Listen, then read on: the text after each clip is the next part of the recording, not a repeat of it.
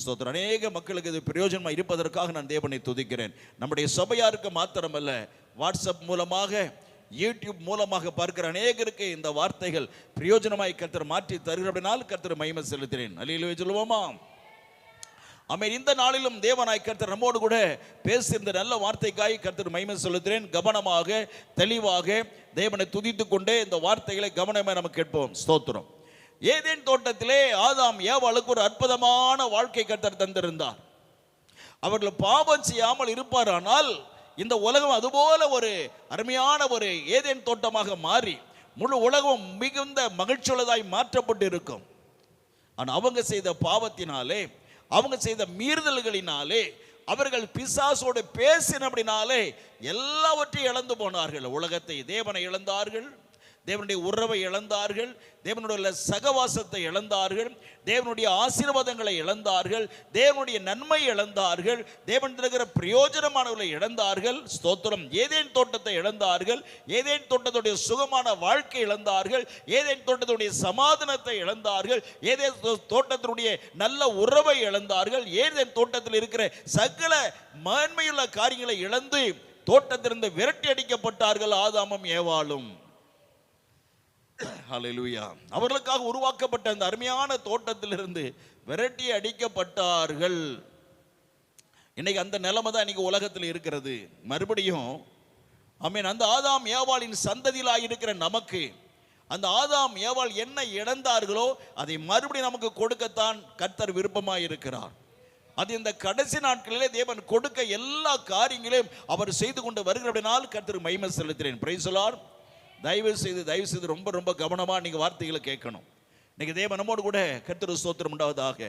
ஒரு வெளியேற பெற்ற சத்தியத்தை நம்மோடு கூட கர்த்தர் வெளிப்படுத்தி பேச போகிற அப்படினால் கவனமாய் வசனத்தில் இருப்போம். கர்த்தர் ஸ்தோத்திரம். அருமையான தேவனுடைய பிள்ளைகளே, அவர்கள் இழந்தார்கள். என்னென்ன இழந்தார்கள்? நிறைய காரியங்களை இழந்தார்கள். நம்ம கடந்த வாரத்திலே பார்த்தோம். என்ன இழந்தார்கள்? ஸ்தோத்திரம். ரத்தம் கெட்டு போனது.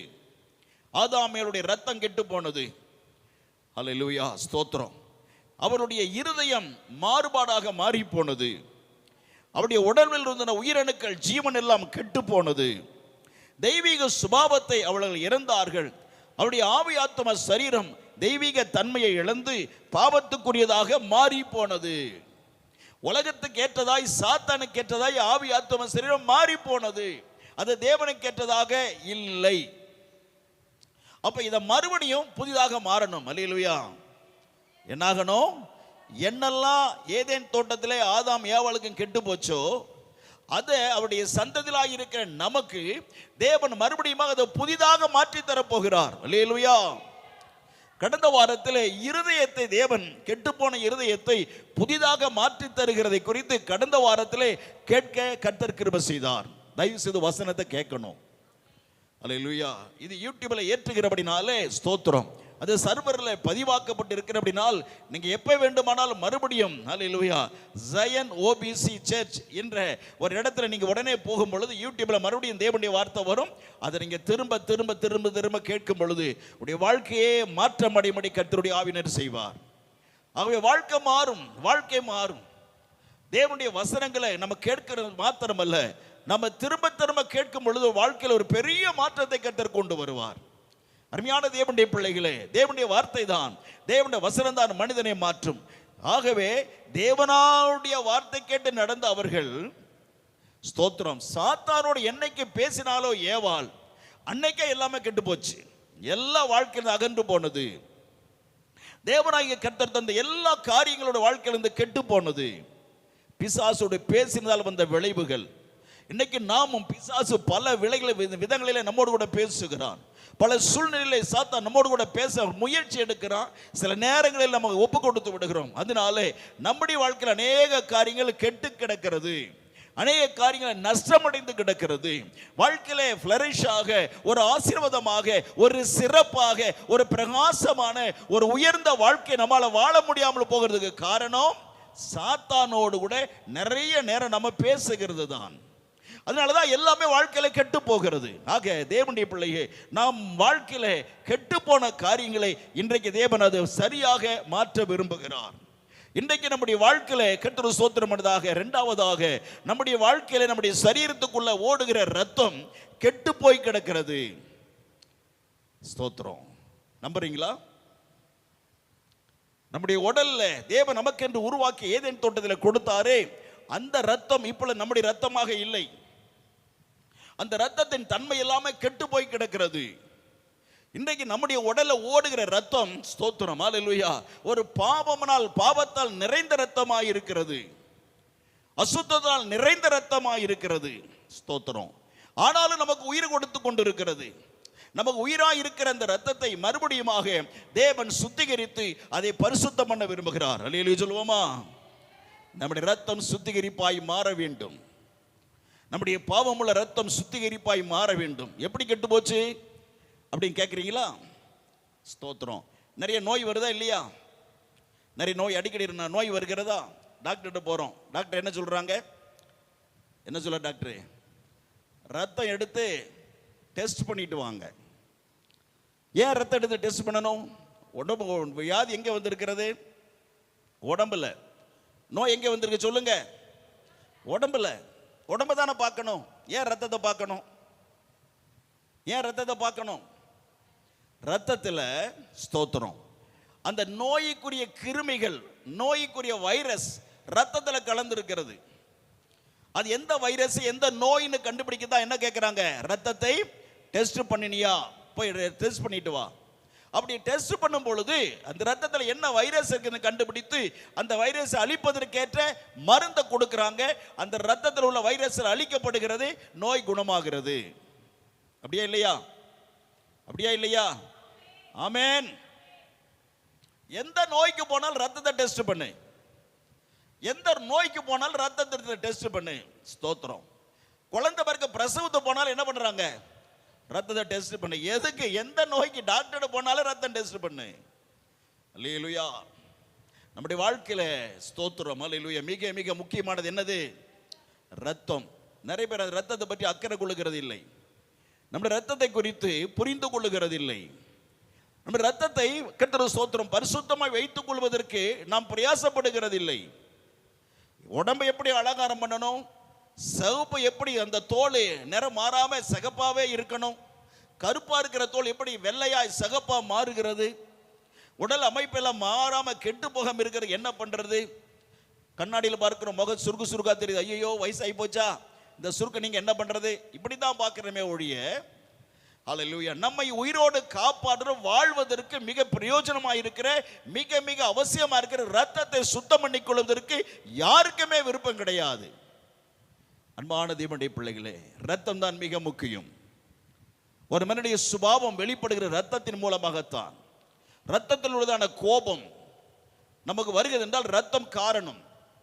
மூர்க்கம் ரத்தம் காரணம். எரிச்சல் அதற்கு ரத்தம் காரணம். கெட்ட சுபாவங்கள் அதுக்கு ரத்தம் காரணம். குழந்தைகள் மூர்க்கமாய் பிறக்கிறாங்க, அது நம்முடைய ரத்தம் காரணம். ஒரு மூர்க்கமுள்ள அப்பாவுக்கு பிறக்கிற பிள்ளை மூர்க்கமா தான் இருக்கும். ஒரு ரவுடிக்கு பிறக்கிற பிள்ளை ஒரு ரவுடித்தனமா தான் இருக்க முடியும். ஒரு போக்கிரிக்கு பிறக்கிற பிள்ளை போக்கிரித்தனமா தான் இருக்க முடியும். ஒரு பயங்கர நோயோடு இருக்கிற ஒரு பிள்ளை, ஒரு பெற்றோருக்கு பிறக்கிற பிள்ளை அந்த நோயோட தான் அந்த பிள்ளையும் பிறக்கும். ஆகவே இதற்கெல்லாம் என்ன காரணம்? இதுக்கெல்லாம் என்ன காரணம்? ரத்தம். ஆகவே இந்த ரத்தம் நம்முடைய வாழ்க்கையில் இன்னைக்கு பெரிய கர்த்தருக்கு ஸ்தோத்திரம் உண்டாதாக ஆபத்துகளை, பெரிய நஷ்டங்களை, ஹல்லேலூயா, நோய்கள் மாத்திரமல்ல, நம்முடைய சந்ததிகளை பாழாக்குறது மாத்திரமல்ல, நம்முடைய குணத்தையும் கெடுக்கிறது, நம்முடைய செயல்களையும் அழிக்கிறது. கெட்ட குணங்களை கொடுத்து, கெட்ட திட்டங்களை கொடுத்து, கெட்ட யோசனை அந்த ரத்தம் கொடுத்து நம்மை அழித்து கொண்டு இருக்கிறது. அருமையான தேவனுடைய பிள்ளைகளே, ஹல்லேலூயா, எல்லா சுபாவங்களுக்கு, எல்லா ஆசீர்வாத தடைகளுக்கு காரணம் நம்முடைய ரத்தம். நமக்குள்ள ஓடுகிற ரத்தம் தான் எல்லா தடைகளுக்கும் காரணம். ஆசீர்வாத குறைவுக்கு காரணம் நம்முடைய ரத்தம் தான். ஸ்தோத்திரம். வாழ்க்கையில் முன்னேறதுக்கு காரணம் நம்முடைய ரத்தம் தான். அன்பான தேவனுடைய பிள்ளைகளே, ஹல்லேலூயா, ரத்தம் பரிசுத்தமாக்கப்பட வேண்டும். காரணம் என்ன? ஆதாம் ஏவாள் சாப்பிட்ட அந்த ஒரு பழம், கர்த்தர் வேண்டாம் என்று விளக்கின அந்த ஒரு பழம். 2ஆம் அதிகாரத்தில் பாருங்க, ஆதியாகமம் 2ஆம் அதிகாரம் 16, 17 ஆகிய வசனத்தில் வாசிக்கிறோம். ஆதியாகமம் 2ஆம் அதிகாரம் 16, 17 ஆகிய 2 வசனம் படிக்கலாம், வாசிக்கலாம். ஆதியாகமம் 2ஆம் அதிகாரம் 16, 17 ஆகிய 2 வசனம். சீக்கிரம். தேவனாகிய கர்த்தர் மனுஷனை நோக்கி நீ தோட்டத்தில் இருக்கிற சகல விருட்சத்தின் எல்லா மரத்தினுடைய பழத்தையும் சாப்பிடலாம், புசிக்கவே புசிக்கலாம், எல்லாத்தையும் தாராளமா சாப்பிடலாம். ஆனாலும் நன்மை தீமையை அறியத்தக்க விருட்சத்தின் கனியை, ஒரு மரத்தினுடைய பழம் அங்கே இருக்கிறது, புசிக்க வேண்டாம், அந்த பழத்தை நீங்க சாப்பிடாதீங்க. அதை நீ அந்த பழத்தை நீங்க சாப்பிடுகிற பொழுது சாகவே சாவீர்கள் என்றார். கட்டளையிட்டார். அந்த பழத்தை சேட்டா என்ன இருவீங்க? சாகவே சாவீர்கள். பழத்தை சாப்பிடக்கூடாது. அப்படி பழத்தில் என்ன இருக்கு? சரி, ஆதாம் எவ்வளவு சாப்பிட்டாங்க, செத்து போயிட்டாங்களா? செத்து போயிட்டாங்களா? ஏன் சாகல? ஸ்தோத்திரம். அருமையான தேவனுடைய பிள்ளைகளே, அல்லேலூயா, கர்த்தருக்கு ஸ்தோத்திரம். பழத்தை சாப்பிட வேண்டாம்னு கர்த்தர் சொன்னார். ஒரே ஒரு கட்டளை. ஆதாம் எவ்வளவு தேவன் கொடுத்த கட்டளை எவ்வளவு? ஒரே ஒரு கட்டளை. ஆனா நமக்கு தேவன் எவ்வளவு கட்டளை கொடுத்திருக்கிறார்? நமக்கு இன்னைக்கு எத்தனை கொடுத்திருக்கிறார்? 10 கட்டளையா? அமெரிக்காவில் ஒரு கர்த்தருக்கு ஸ்தோத்திரம், ஒரு மாநிலம் 10 கட்டளையை சட்டமாக மாத்திருக்கு. தெரியுமா உங்களுக்கு? இந்த வாரத்தில் ஒரு அருமையான நல்ல செய்தி. இலையில சொல்லுவோமா? மோசேக்கு தேவன் கொடுத்த 10 கட்டளைகளை அந்த நாட்டுடைய சட்டமாக மாற்றியிருக்கு. அதற்காக கர்த்தரை துதிக்கிறேன். அந்த அருமையான சட்டத்தை கொண்டு வந்த ஜனாதிபதி, அமைச்சர்கள், அந்த தேச மக்கள் எல்லாரையும் கர்த்தர் அளவில்லாமல் ஆசீர்வதிப்பாராக. ஸ்தோத்திரம். தேவனுடைய வசனத்தை சட்டமாக கொண்டு வந்திருக்கிறாங்க. அதற்காக கர்த்தரை துதிக்கிறேன். ஆனால் நமக்கு தேவன் எவ்வளவு சட்டத்தை கொடுத்திருக்கிறார்? முழு பைபிளையும் கொடுத்திருக்கிறார். ஆதாம் அவளுக்கு எத்தனை சட்டம் கொடுத்தார்? ஒரே ஒரு சட்டம். 10 கட்டளை மோசேக்கு தான் கொடுத்தார். ஆமென். ஏதேன் தோட்டத்தில் மோசே பிறக்கல, ஆதாம் 2 பேர் மாத்திரம்தான். அவங்களுக்கு தேவன் கொடுத்த கட்டளை என்னது? ஒரே ஒரு கட்டளை. என்னது? பழத்தை சாப்பிடாத. அந்த ஒரு கட்டளையை உங்களுக்கு கேட்டு ஒழுக்கமா இருந்த முடிஞ்சதா? முடியல. அந்த ஒரு கட்டளை கூட கேட்டு ஒழுங்கா நடக்க முடியல. ஸ்தோத்திரம். இன்னைக்கு நம்முடைய முழு பைபிளை கர்த்தர் நம்மகிட்ட தந்திருக்கிற முழு பைபிள் முடியும் பரிசுத்தமா நடக்கணும். முழு பைபிள் வசனத்தை கை கொண்டு நடக்க சொல்லி தேவன் நம்மகிட்டே கொடுத்திருக்கிறார். அல்லேலூயா. அப்ப ஆதாம் ஏவாளை விட பெரிய பாக்கியசாலிகள் யார்? நாம தான். அல்லேலூயா. நிறைய கட்டளைகள், நிறைய பிரமாணங்கள், தேவன் நியாயங்களை தேவன் நமக்கு தந்திருக்கிறார். புதிய ஏற்பாட்டிலே பரிசுத்தாவை கொண்ட அருமையான சட்டத்திட்டங்களை கர்த்தர் எழுதி தந்திருக்கிறார். அதற்காக நான் தேவனை துதிக்கிறேன். அல்லேலூயா. அருமையான வேத தேவன் நமக்கு தந்திருக்கிறார். ஆகவே அந்த கட்டளை ஒரே ஒரு கட்டளை, பழத்தை சாப்பிடாத. இப்ப சாப்பிடனா இல்லையா அப்படின்னு பார்க்க கர்த்தர் என்ன செய்யணும்? என்ன சொல்லணும்? அதுக்கு ஒரு ஆராய்ச்சி கர்த்தர் ஸ்தோத்திரம். சாப்பிடலைன்னா பார்க்கணுமா இல்லையா? பார்க்கணுமா பார்க்க கூடாதா? பார்க்கணும். அதற்காக தான் தேவனை கர்த்தர் என்ன செய்தார்? நீதிமொழிகளிலே 20ஆம் அதிகாரம் 27ஆம் வசனத்தை ஒரு காரியத்தை படிக்கிறோம். வாசிக்கலாம். நீதிமொழிகள் 20ஆம் அதிகாரம் 27ஆம் வசனம். அவர்கள் சாப்பிடுகிற பழம் வயிற்றுக்குள்ள போகுதா இல்லையா? அந்த தப்பான பழம், பாவ பழம், கனியானது அப்படி வயிற்றுக்குள்ள வருகிறதா இல்லையா என்று பார்க்க தேவன் ஒரு காரியத்தை சொன்னார். வாசிக்கலாம். மனுஷனுடைய ஆவி கர்த்தர் தந்த தீபமாய் இருக்கிறது, அது அவன் உள்ளத்தில் உள்ளவைகள் எல்லாம் ஆராய்ந்து பார்க்கும் என்று நம்முடைய பைபிள் இருக்கு. ஆனால் கிங் ஜேம்ஸ் வெர்சன் என்று சொல்லக்கூடிய அற்புதமான வேதத்தினுடைய எபிரேய மொழியிலிருந்து நேரடியாய் டிரான்ஸ்லேஷன் பண்ணப்பட்ட, மொழியாக்கம் செய்யப்பட்ட அந்த கிங் ஜேம்ஸ் வெர்சன் என்று சொல்லுகிற அந்த மொழியாக்கத்தில் பைபிள் எப்படி இருக்கு தெரியுமா? இந்த வசனம் ஆங்கிலத்தில் எப்படி இருக்கு தெரியுமா? The spirit of man is the lamp of the Lord, searching inward part of the belly அப்படின்னு இருக்கும். எப்படி இருக்குமா? inward part of the belly. பெல்லினா என்ன? பெல்லினா என்ன? வயிறு. பெல்லினா என்ன அர்த்தம்? வயிறு. அப்ப அவங்க சாப்பிட்ட பழம் வயிற்றுக்குள்ள வருதா இல்லையான்னு பார்க்க பரிசுத்த ஆவியானவர் எங்க இருந்தாரா? எங்க இருந்தாரு? வயிற்றுக்குள்ள இருந்தார் என்று அல்லேலூயா ஆமென் அந்த பைபிள் சொல்லுகிறது. ஸ்தோத்திரம். அல்லேலூயா. ஆனா இன்னைக்கு நிறைய அதை மாத்திட்டாங்க. எப்படி மாத்திட்டாங்க? இன்வேர் பார்ட் ஆஃப் த ஸ்தோத்திரம் ஸ்பிரிட், அது அல்லேலூயா ஹார்ட், இருதயம் என்ன மாத்திட்டாங்க. அப்ப தேவன் மனிதனுக்கு தந்த ஆவி உள்ளத்தில் இருக்கிறது, அது உள்ளத்தில் உள்ளதெல்லாம் ஆராய்ந்து பார்க்கும் அப்படின்னு இன்னைக்கு இருக்கு. ஏன் தெரியுமா? அன்னைக்கு இருந்த தேவனாய் கர்த்தர் சொன்னது பழத்தை சாப்பிடாதன்னு சொன்னார். அது உண்மையான வார்த்தை. அல்லேலூயா.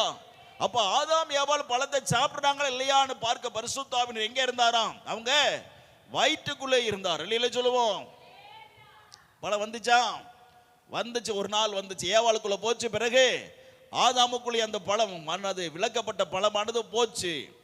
அந்த சாறு ஸ்தோத்திரம் அல்லேலூயா இருதயத்துக்குள்ள அல்லேலூயா அவருடைய ரத்தத்துல டச் பண்ண உடனே வயிற்றுல போய் ஜீரணமாகி அங்க டச் ரத்தத்தை தொட்ட உடனே கர்த்தருடைய பிரசன்னம் அவர்களுடைய விலக ஆரம்பித்தது.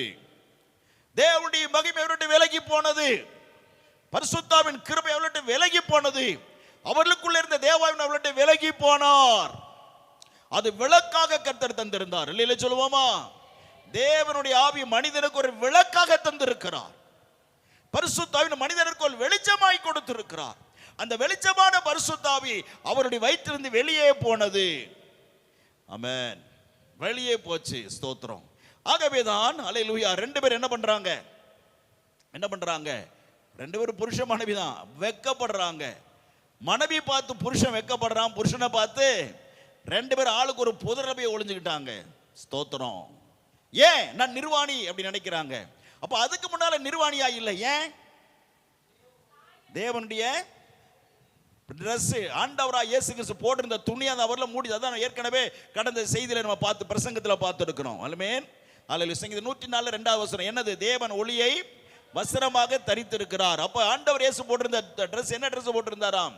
வெளிச்சத்தை, பிரகாசத்தை அவர் துணியாக போட்டிருக்கிறார். சூரியனுக்கு ஒரு டிரஸ் இருக்கு. என்ன டிரஸ்? சூரியனுக்கு என்ன டிரஸ் போட்டிருக்கு? சூரியன் வெளிச்சம். அல்லேலூயா. இப்ப போய் வெளியில சூரியனை பார்த்துட முடியுமா? பகல 12 மணிக்கு பார்க்க முடியுமா? நெவர். ஒரு நாளும் பார்க்க முடியும். எவ்வளவு பயங்கர பிரகாசம். அப்ப தேவன் ஆகிய கர்த்தர் சோத்திர சூரியனாய் இருக்கிறார். அப்படிப்பட்ட பிரகாசிக்கிற தேவனாய் இருக்கிறார். அல்லேலூயா. அப்படியே பிரகாசம் எவ்வளவு மடங்கு பாருங்க. அல்லேலூயா. ஸ்தோத்திரம். கர்த்தர் சொல்ற ஏசாயா தீர்க்கதரிசன புத்தகத்திலே 30ஆம் அதிகாரம் ஏசாயா கர்த்தர் ஸ்தோத்திரம் 30ஆம் அதிகாரம் 26ஆம் வசனத்தை ஒருத்தர் வாசிக்கலாம். எப்படிப்பட்ட பிரகாசம் தேவனுக்கு இருந்தது? கர்த்தர் தமது ஜனத்தின் முறிவை கட்டி அதன் அடிக்காயத்தின் குணமாக்கு நாளில். என்ன அர்த்தம் தெரியுங்களா? நல்லா புரியுங்க. சீக்கிரமா நிறைய நம்ம பார்க்கணும். ரத்தத்தை குறித்து நிறைய பார்க்கணும். 10-20 மணி நேரம் வாசி கற்றுக்கொள்ள வேண்டிய அவ்வளவு பாடம் ரத்தத்தில் இருக்கிறது. அல்லேலூயா சொல்லுவோமா? ஒரு மேன்மையுள்ள பாடம் தான் இந்த ரத்தம். ஸ்தோத்திரம். ஆகவே இன்னைக்கு ரத்தத்தை முடிந்த அளவுக்கு சீக்கிரமா பார்க்க கர்த்தர் கிருபை செய்வாராக. ஒருவேளை முடியலட்டனா அடுத்த வாரம் தொடர்ந்து ரத்தத்தின் மேன்மையில் அறிந்து கொள்ள கர்த்தர் நடத்தட்டும். Praise the Lord. கர்த்தருடைய நாமம் மகிமைப்படட்டும். அல்லேலூயா. ஜனத்தின் முறிவை கட்டி, அதாவது இன்னைக்கு அநேகருடைய வாழ்க்கையில பல பிரச்சனை, அநேகருடைய வாழ்க்கையில பல போராட்டம். என்ன பார்த்தாலும் என்னத்தை செஞ்சாலும் உள்ளத்துல நிம்மதி வரல. ஆமென். உள்ளத்துல ஏதோ ஒரு காயம், எங்கேயோ யாரோ ஒரு சிலரால் காயப்பட்டு இருக்கிறோம். ஏதோ ஒரு வார்த்தை சொல்லிட்டாங்க. பயங்கர பிரச்சனை நம்ம தாக்கப்பட்டு இருக்கிறோம். பெரிய அவமானம் ஏற்பட்டு இருக்கிறது. பெரிய நிந்தை வாழ்க்கையில வந்து விட்டது. பயங்கர நெருக்க ஒரு நாள்ல வந்துச்சு. அந்த காயம் உள்ளத்திலிருந்து ஆறவே இல்லை. நிறைய பேருக்கு அப்படி இருக்கா இல்லையா? இப்ப இல்ல. இயேசு ஏற்றுக்கொள்ளும் முன்னால அந்த காயம் உள்ளத்தில் இருக்கும். அதை நினைச்சு சாப்பிட முடியாது. அதை நினைச்சு படுக்கையில் அழுதுகிட்டே இருப்போம். அதை நினைத்து தூங்காமல் இருப்போம். ஒரு நாள் என்ன செய்ய தெரியுமா? கைத்தை போட்டு தூக்குல தொங்க வச்சிரும். விஷத்தை குடித்து சாகடிச்சிரும். தற்கொலை பண்ண வச்சிரும். அந்த காயம், மனதில் ஏற்பட்ட அந்த காயம், உள்ளத்தில் வந்த அந்த பாரம் மனிதனை தற்கொலைக்கு வழி நடத்திடும். இன்னைக்கு என்ன செஞ்ச? அப்படிப்பட்ட மக்களை கர்த்தர் சந்தித்து இயேசுவை ஏற்றுக்கொள்ளும் பொழுது, தற்கொலையிலிருந்து காப்பாற்றப்பட்ட பிறகு கர்த்தருக்குள்ளாய் வருகிற பொழுது, இயேசுவை ஏற்றுக்கொள்ளும் பொழுது அந்த காயத்தை கர்த்தர் குணமாக்குகிறார். ஹல்லேலூயா. குணமாக்கி இருக்கிறாரா? இயேசு கிறிஸ்து குணமாக்கி இருக்கிறார். நம்முடைய வாழ்க்கையில உள்ளத்தில் இருந்த அந்த காயத்தை, நம்முடைய மனதில் இருந்த காயத்தை கர்த்தர் குணமாக்கின பிறகு அந்த பிள்ளைகளாக இருக்கிற அந்த ஜனத்திற்கு தேவன் என்ன கொடுக்கிறாராம்? சந்திரனுடைய வெளிச்சம் சூரியனுடைய வெளிச்சத்தை போலவும் சூரியனுடைய வெளிச்சம் 7 மடங்கு 7 பகல் வெளிச்சத்தை போல் இருக்கும். அல்லேலூயா சொல்லுவோமா? நம்ம என்ன வெளிச்சத்தை கர்த்தர் கொடுக்கிறாராம்? 7 பகல் வெளிச்சம். அப்படின்னா என்ன? மத்தியானம் போய் 12 மணிக்கு வானத்துல சூரியன் அனந்து பார்க்க முடியுமா? அந்த சூரியனை காட்டில் 7 மடங்கு அதிகமான பிரகாசமான ஒளியை தேவன் நமக்கு தருகிறார். இந்த வசனத்தை அடுத்து அதுதான் நம்ம சொல்லுவோம். கர்த்தருக்கு ஸ்தோத்திரப்படுவோம். அல்லேலூயா. வேதனையை மாற்றி, கண்ணீரை மாற்றி, பிரச்சனையை மாற்றி, அந்த அடி காயத்தை, உள்ளத்தின் காயங்களை குணமாக்கி, ஆமென், அல்லேலூயா, நம்முடைய வாழ்க்கை தேவன் 7 பலகை வெளிச்சத்தை போல மாற்றுகிறார். இது யார் தர முடியும்? ஒருத்தனை உலகத்தில் தர முடியும். நான் சவால் விடுகிறேன். உலகத்தில் ஒரு சாமியும் தர முடியாது. ஆனால் ஆண்டவரும் இயேசு கிறிஸ்துவாகிய தேவன் ₹1 செலவில்லாம அவரிடத்தில் வருகின்றதான பொழுது, ஆமென், எல்லா பிரச்சனையை விலக்கி விட்டு, எல்லா போராட்டங்களை அகற்றி விட்டு, ஆமென், அல்லேலூயா, நம்முடைய வாழ்க்கையை 7 பகல் வெளிச்சத்தை போல தேவனே மாற்றுகிறார். அதைத்தான் மறுபடியுமாக ஸ்தோத்திரம். அல்லேலூயா. நீதிமொழியில் 4ஆம் அதிகாரத்தில் கூட வாசிக்கிறோம் பாருங்க. சீக்கிரம். அல்லேலூயா. நீதிமொழிகள் 4ஆம் அதிகாரம் 18ஆம் வசனத்தில் படிக்கிறோம். அல்லேலூயா. நீதிமானுடைய வெளிச்சம். சீக்கிரம் வாசிக்கலாம்.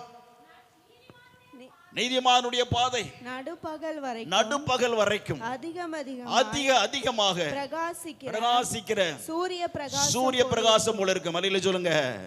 சத்தமா சொல்லுவோம், உற்சாகமாய் சொல்லுவோம். நீதிமானாக நம்ம வாழணும். அதான் முக்கியம். எப்படியா இருக்கணும்? நீதிமானா இருக்கணும், பாவியா இருக்க கூடாது.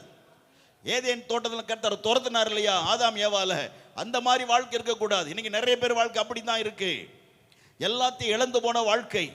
பரிசுத்தை இழந்தார்கள், இயேசுவை இழந்தார்கள், பரிசுத்தாவை இழந்தார்கள், வேதத்தை இழந்தார்கள், தேவன் கொடுத்த தேவனுடைய உறவை எல்லாம் இழந்தார்கள். அவர் இழந்தவர்கள் எப்படிப்பட்ட இருப்பாங்க? பாவியலாய் இருப்பார்கள். நீங்க நம்முடைய சபையில் உள்ள தேவனுடைய பிள்ளைகளே, இந்த பாவியில நாம் ஒருவர் இருக்கக்கூடாது. ஆமென் சொல்லுங்க. நீதிமானாய் இருக்கணும், நீதிமானாய் வாழ வேண்டும். நீதிமானாய் வாழுகிற பொழுது நம்முடைய வாழ்க்கை, ஆமென், நடுப்பகல் வெளிச்சம் போல இருந்து அதிகமா பிரகாசித்துக் கொண்டே போகும். ஆமென். பரிசுத்தமாக இன்னும் ஆண்டவருக்கு பிரியமா நடக்க வாழ்க்கை பரிசுத்தமாய் மாறுகிறது. இந்த அளவில் நம்ம ஆண்டவராகிய கர்த்தரை மாத்தணும். சர்ச்சுக்கு போனா வந்தேன், என்ன பிரயோஜனம்? ஸ்தோத்திரம். அல்லேலூயா. சர்ச்சுக்கு போனால் ஏதோ ஒரு மாற்றம் இருக்கணும். சபைக்குள்ள வந்தால் ஒரு பெரிய வித்தியாசம் காணப்படணும். ஆக சபைக்குள்ள உள்ள வந்தா மாற்றம் வரும் என்று அறிந்த பிசாசு சபைக்கு போகாம தடுத்துருவான். அதான் பிசாசியர் பெரிய தந்திரம். சபைக்கு போகாம தடுத்துறது. ஏதாவது ஒரு சூழ்நிலை, ஏதாவது ஒரு காரணம், ஒன்னும் இல்லாத காரணம், ஒரு சிங்கிள் பைசாவுக்கு பிரயோஜனமாத காரணத்தை காட்டி சபைக்கு தடுப்பான் பிசாசு. சபைக்கு வந்து விட வேணும். சபை ஆறுல பங்கெடுக்கும் பொழுதுதான், அல்லேலூயா, ஆமென், நடுப்பகல் போல வாழ்க்கையை மாற்றி, அப்படிப்பட்ட பிரகாசமான வாழ்க்கையை மாற்றி, அப்படியே வர வர வர வாழ்க்கையை மகா பிரகாசமாய் 7 பகல் வெளிச்சமாய் மாற்றுவார். ஆமென். அல்லேலூயா. ஸ்தோத்திரம். இதற்கெல்லாம் என்ன காரணம்? ரத்தம் தான் காரணம். அல்லேலூயா. நம்முடைய ரத்தம் ரொம்ப முக்கியம். ஆனால் அவருடைய வாழ்க்கையில ஸ்தோத்திரம், இந்த பாவ பழம் போய் அவருடைய ரத்தத்தில் கலந்த உடனே இந்த வெளிச்சம் அவங்களை விட்டு விலகி போனது. அப்பதான் நிர்வாணின்னு சொன்னாங்க.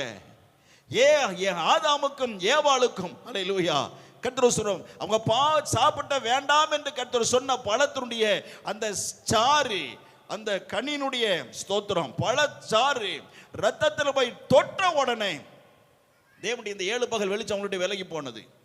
தேவன் கொடுத்த ட்ரெஸ் விலகி போனது. ஸ்தோத்திரம். அம்மனமா இருக்கணும் ஓடி போய் ஒளிஞ்சுக்கிட்டாங்க. இன்னைக்கும் தேவனுடைய பிள்ளையை பிசாசோடு பேசாது. என்றைக்கு பிசாசோடு பேசுகிறோமோ, பிசாசு பேசுவான். எப்படி பேசுவான்? செல்போன் மூலமா பேசுவான். சில கதைகள் மூலமாக, நாடகங்கள் மூலமாக, சில சம்பவங்கள் மூலமாய் பிசாசு பேசுவான். ஜாக்கிரதை. அப்படிப்பட்ட காரியத்தை பார்க்காதபடி உடனே கட் பண்ணிரு. அப்படிப்பட்ட காரியத்தை உடனே வெளியே வந்து விடு. ஆமென். பிசாசு பேசுவான் நிறைய நேரங்களில். தேவனுடைய பிள்ளையே, செல்போன் மூலமாய் பிசாசு பேசுவான். டிவி ஆன் பண்றீங்க, நாடகத்து மூலமா பேசுவான், சினிமா மூலமாய் பேசுவான், சினிமா பாட்டு மூலமாய் பேசுவான், சினிமா கதை மூலமாய் பிசாசு பேசுவான். உட்கார்ந்து இருக்கிற பொழுது நேரடியாக பிசாசு உங்ககிட்டயும் பேசுவான். ஏன்? ஸ்தோத்திரம். ஏவாள் தன் புருஷனோடு இருக்கிறவர்களை பிசாசால பேச முடியல. கவனிங்க, நல்லா கவனிங்க. ஆதாமோடு கூட ஏவாள் இணைந்திருக்கிற பொழுது பிசாசு பேசவே முடியல. என்றைக்கு ஆதாம் விட்டு ஏவாள் பிரிந்து போய் பழங்களை பறிக்க போனாலோ, ஆதாம் விட்டு விலகி போனாலோ, ஸ்தோத்திரம், அந்த காரியத்தை நேரத்தை சரியா பார்த்து கரெக்டா பிடிச்சு ஒரு பெரிய வேட்டு வச்சு உலகத்தை எல்லாம் பிசாசு பிடுங்கி அவன் கையில் எடுத்துக்கொண்டான். ஆதாம் ஏவாளை தேவன் கொடுத்த அதிகாரங்கள் எல்லாம் பிசாசு பிடுங்கி கொண்டான். இன்னைக்கு உங்களுடைய குடும்ப அதிகாரம், குடும்ப ஆசீர்வாதங்கள், குடும்ப நன்மைகளை பிசாசு இன்னைக்கு பிடித்துக் கொள்ள போகிறான். உடைய வாழ்க்கையில் அபகரித்துக் கொள்ளும்படியான காரியங்களை செய்கிற பிசாசுக்கு வாழ்க்கையில் இடம் கொடாதிருங்கள். அவனோட என்னைக்கு பேசுகிற பெரிய ஆபத்து, சாத்தானோட பேசினால் பெரிய ஆபத்து. ஒரு ரத்தத்தை கெடுப்பான். ரத்தம் கெட்டு போன நிறைய நோய்கள் வரும். ஆமென். சுத்திகரிக்கப்பட்ட பரிசுத்தமாக்கப்பட்ட ரத்தமா உங்களுடைய ரத்தம் இருக்கும் பொழுது ஒரு நோய் உங்களுக்கு வராது. ஆமென்.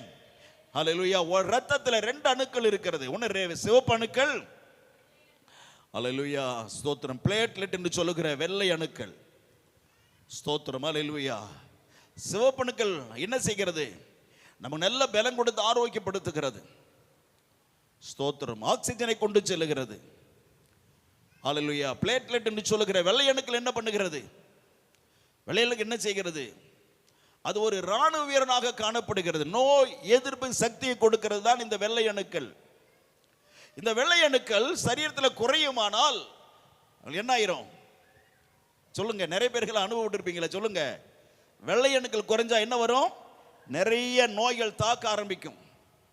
வெள்ளை அணுக்கள் உடம்புல நிறைய இருந்ததுன்னா என்ன ஆகும்? சொல்லுங்க, என்ன ஆகும்? நம்ம பலமா இருப்போம். சரி, உடம்புல ஒரு காயம் படுகிறது. அந்த காயத்தை நீங்க கண்டுகொள்ளாம விட்டுட்டீங்க. 2 நாள் 3 நாள் ஆகும்போது என்ன செய்யும்? அந்த காயம் என்ன ஆகும்? பக்கத்தில் என்ன நடக்கும்? சீல் பிடிக்க ஆரம்பிக்கும். வெள்ளையா தோல் மாறி இருக்கும். மாறி இருக்குமா இல்லையா? சொல்லுங்க, என்னவா மாறி இருக்கும்? வெள்ளையா இருக்கும். அதை குத்தி எடுத்தீங்கன்னா உள்ள இருந்து என்ன வரும்? என்ன வரும்? சீல் வரும். பஸ் அப்படின்னு ஆங்கிலத்தில் சொல்லுவாங்க. பஸ் என்ற சீல் வரும். அது எப்படி மாறுகிறது? அந்த சீல் எப்படி மாறுகிறது? சொல்லுங்க பாப்போம். என்னது? எப்படி சீல் மாறுகிறது? உடம்பில் இருக்கிற வெள்ளை அணுக்கள் எல்லாம் ஓடி வந்து காயம்பட்டோட இடத்துல நின்று போராட ஆரம்பிக்கும். வெளியிருந்து நிறைய கிருமி எல்லாம் உள்ள போகாம தடுக்கும். அது சண்டை போடும் பொழுது நிறைய வெள்ளை அணுக்கள் செத்து போய்விடும். அந்த செத்து போன வெள்ளை அணுக்கள் தான் அந்த இடத்துல எல்லாம் தேங்கி நின்று சீயாக மாறுகிறது. என்னவா மாறுது? அதுதான் சீல். சரிதானா? ஸ்தோத்திரம். அருமையான தேவனுடைய பிள்ளைகளே, ரத்தம் நமக்கு அநேக ஆசீர்வாதங்களை கொண்டு வருகிறது. இந்த ரத்தம் தேவன் நமக்கு தந்தது பெரிய ஒரு கிருபை. இந்த ரத்தம் தேவன் நமக்கு தந்த ஒரு பெரிய பொக்கிஷம். ரத்தம் மட்டும் இல்லைன்னா அவ்வளவுதான், பிடிச்சு போச்சு. ஒரு பாம்பு கொத்துது ஒரு ஆளை, ஒரு பெண்ணை, ஒரு பையனை வச்சுக்கோங்களேன். ஒரு வாலிபனை ஒரு பாம்பு கொத்துது. அந்த விஷம் என்ன செய்யும்? பாம்பு மண்டையில் இருக்கிற ரத்தம் மெல்லமா வெளியே வந்து இவன் கொத்துற வேகத்தில் மேல இருக்கிற ரத்தம், அந்த சோத்திரம் விஷம் அப்படியே இறங்கி வந்து பல்லு மூலமாக கடிபட்ட அந்த வாலிபனுக்குள்ள அந்த விஷம் அப்படியே உள்ள இறங்குது. ரத்தத்தில் கலந்து போகிறது. சரிதானா? ரத்தத்தில் முழுதுமாய் அந்த விஷம் கலந்த உடனே அவன் என்ன ஆகிறான்? செத்து போறான். என்ன ஆகிறான்? சொல்லுங்க, ஏன் செத்து போறான்? அந்த விஷம் ரத்தத்தை என்ன செய்கிறது? கட்டி கட்டியா உருண்டையா மாத்திரும். அப்ப ரத்தம் ஓட முடியாது. ஓடாமல் உடல் முழுவதும் ரத்தம் அங்கங்க கட்டியா தேங்கி நின்றபடினாலே மனுஷன் என்ன ஆயிடுவான்? செத்து போயிடுவான். உடனே அவனை ஹாஸ்பிட்டலில் கொண்டு போய் டிடி போட்டு ஸ்தோத்திரம் அதுக்குரிய மருந்துகள் எல்லாம் உள்ளே செலுத்தும் பொழுது அந்த ரத்தத்தை உறையாமல் கெட்டியாகாமல் அது லேசாக மாற்றுகிறது அந்த மருந்துகள். ஆகவே தான் ஒரு 10-15 நாள் ஆஸ்பத்திரியில் இருக்கும் பொழுது ஒரு சிலரை காப்பாத்துறாங்க, ஒரு சிலர் செத்து போறாங்க. ரத்தம் மிக முக்கியம். ரத்தம் கெட்டியாகி போனால் செத்து போய் விடுவோம். ரத்தம் உடம்புல ஓடிக்கிட்டே இருக்கணும். அல்லேலூயா சொல்லுவோமா? ஆமென். 250 கிலோமீட்டர் வேகத்தில் ரத்தம் ஓடிக்கொண்டு இருக்கிறது. அந்த ரத்தத்தை ஓட பண்ணுகிறது எது? ரத்தத்தை ஓட பண்ணுகிறது? நம்முடைய இருதயம். ஆமென். சுருங்கி விரியும் பொழுது ரத்தம் பீச்சிட்டு வெளியே போகும். சுருங்கி விரியும் பொழுது ரத்தம் என்ன ஆகிறது? வேகமாக ஓட ஆரம்பிக்கும். அது ஓடனால உடம்புக்கு சூடு கிடைக்கிறது. உடம்பில் இருக்கிற உச்சந்தல் உள்ளங்கால் மட்டும் இருக்கிற கிருமிகள் கர்த்தருக்கு ஸ்தோத்திரம் உயிரணுக்கள் உயிரோடு கூடி இருக்கிறது. உயிரணுக்களுக்கு ஆகாரத்தை கொண்டு போய் சேர்க்க நம்ம சாப்பிடுற சாப்பாட்டில் உள்ள ஆகாரங்களை எல்லாம் எடுத்து கொண்டு போய் கொடுக்கும் பொழுது அந்த உயிரணுக்கள் ஆரோக்கியமாக இருக்கிறது. அந்த உயிரணுக்கள் சாகாமல் இருக்கிறபடினால தான் நம்ம உயிரோடு இருக்கிறோம். சரீரத்தில் உயிரணுக்கள் செத்துப்பட நாம செத்து போயிருவோம். அப்ப உயிரணுக்களாக இருக்கிற அவைகள் உயிரோடு வைப்பதற்கு காரணம் இந்த ரத்தம். நல்ல சொல்லுவோமா? ஆகவே இந்த ரத்தத்தை குறித்து நிறைய காரியங்களை சொல்லணும், நமக்கு நேரம் இல்லை. அன்பான தேவனுடைய பிள்ளைகளே, ரத்தம் இவ்வளவு நன்மை நமக்கு கொடுக்கிறது. அந்த ரத்தத்தை தான் சாத்தான் கெடுத்தான். அந்த பரிசுத்த ரத்தத்தை தான் ஆதாம் ஏவாளுக்கு தேவன் கொடுத்திருந்தார். அந்த ரத்தத்தை சாத்தான் கெடுத்தான். அந்த ரத்தத்தை பரிசுத்த குலைச்சலாக்கினான். பரிசுத்த ரத்தத்தை சாத்தானுக்கு கெடுத்து விட்டான். அந்த பாவ பழத்தின் விளக்கப்பட்ட கனியினாலே, விளக்கப்பட்ட கனியினுடைய ரசத்தினாலே அந்த சாறுகள், அந்த ஜூஸ், ஹல்லேலூயா, ரத்தத்தை கெடுத்து விட்டது. ரத்தத்தின் தன்மையெல்லாம் கெட்டு போனது. அதே மாதிரியே குழந்தை பிறந்துச்சு. 4000 கர்த்தருக்கு ஸ்தோத்திரம் என்றது ஆண்டுகளாக அப்படியே கெட்டுப்பட ரத்தத்திலே ஜனங்கள் பிறந்தார்கள், வாழ்ந்தார்கள். அவ்வளவு வாழ்ந்துகிட்டே இருந்தாங்க. ஆமென். அந்த பழத்தை சாப்பிடும்போது சாகவே சாகுவா என்று சொன்ன அவள் 2 பேருக்குள்ள 3 காரியம் இருந்தது. என்னது? ஆவி, ஆத்துமா, சரீரம் இருந்தது. ஆவி உயிரோடு இருந்துச்சு, ஸ்தோத்திரம். சரீரம் உயிரோடு இருந்தது. ஆனா ஆத்துமா என்னாச்சு? செத்து போச்சு, ஸ்தோத்திரம். ஆத்துமா இல்லாத ஆதாம் ஏவாள் வெளியே துரத்தப்பட்டார்கள், ஸ்தோத்திரம். சரீரத்தோடு கூட ஆவியோடு வெளியே வந்துட்டாங்க. ஆனா ஆத்துமா செத்து போச்சு. கர்த்தருக்கு ஸ்தோத்திரம். அந்த செத்து போனதுனால தான் ஹல்லேலூயா அதை மறுபடியும் உயிரோடு எழுப்ப வேண்டும் என்று தான் ஆண்டவர் இயேசு உலகத்தில் வந்தார். அடிக்கப்பட்டார், சொத்து ரத்தத்தை எல்லாம் சிந்தினார். ஆமென். எதை கர்த்தர் சிந்தினார்? ஏன் ரத்தத்தை சிந்தணும்? ஏன் ரத்தம் சிந்தணும்? இந்த மண்ணில் வாழ்கிற மனிதனுடைய ரத்தம் எல்லாம் எப்படி இருக்கு? கெட்டு கிடக்கிறது. கெட்டு போன ரத்தத்துல தான் குழந்தைகள் பிறக்கிறது. கெட்டு போன ரத்தத்துல தான் ஹல்லேலூயா சாபங்கள் இருக்கிறது. சாபம். ஆமென். இன்னைக்கு மனிதன் விடுகிற சாபம் எங்க இருக்கு சொல்லுங்க? ரத்தத்துல இருக்கு. எப்படி சாபம்? இன்னைக்கு ஒரு மனுஷன் ராஜான்னு ஒருவன் இருக்கிறான். அவன் வாழ்ந்து கொண்டு இருக்கிற பொழுது ஹல்லேலூயா ஒரு 10 பெண்களை கல்யாணம் பண்றேன்னு ஏமாத்திட்டான். 10 பெண்களையும் ஏமாத்தி கொலையும் பண்ணிட்டான்.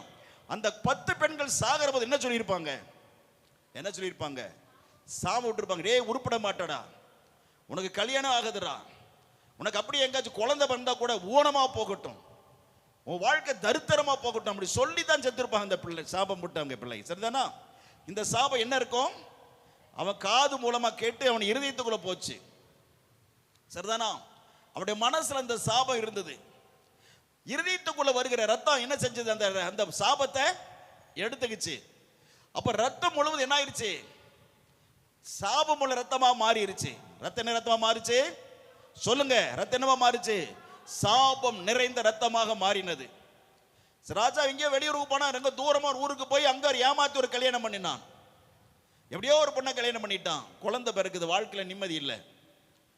வர வருமானம் எல்லாம் எப்படி வீணா போகுதுன்னே தெரியல. குழந்தை பிறந்தா ஊனமா பிறக்குது. குழந்தை பிறந்த குழையெல்லாம் மூண வளர்ச்சி இல்லாம குழந்தை பிறக்குது. வாழ்க்கையில நிம்மதி இல்லை.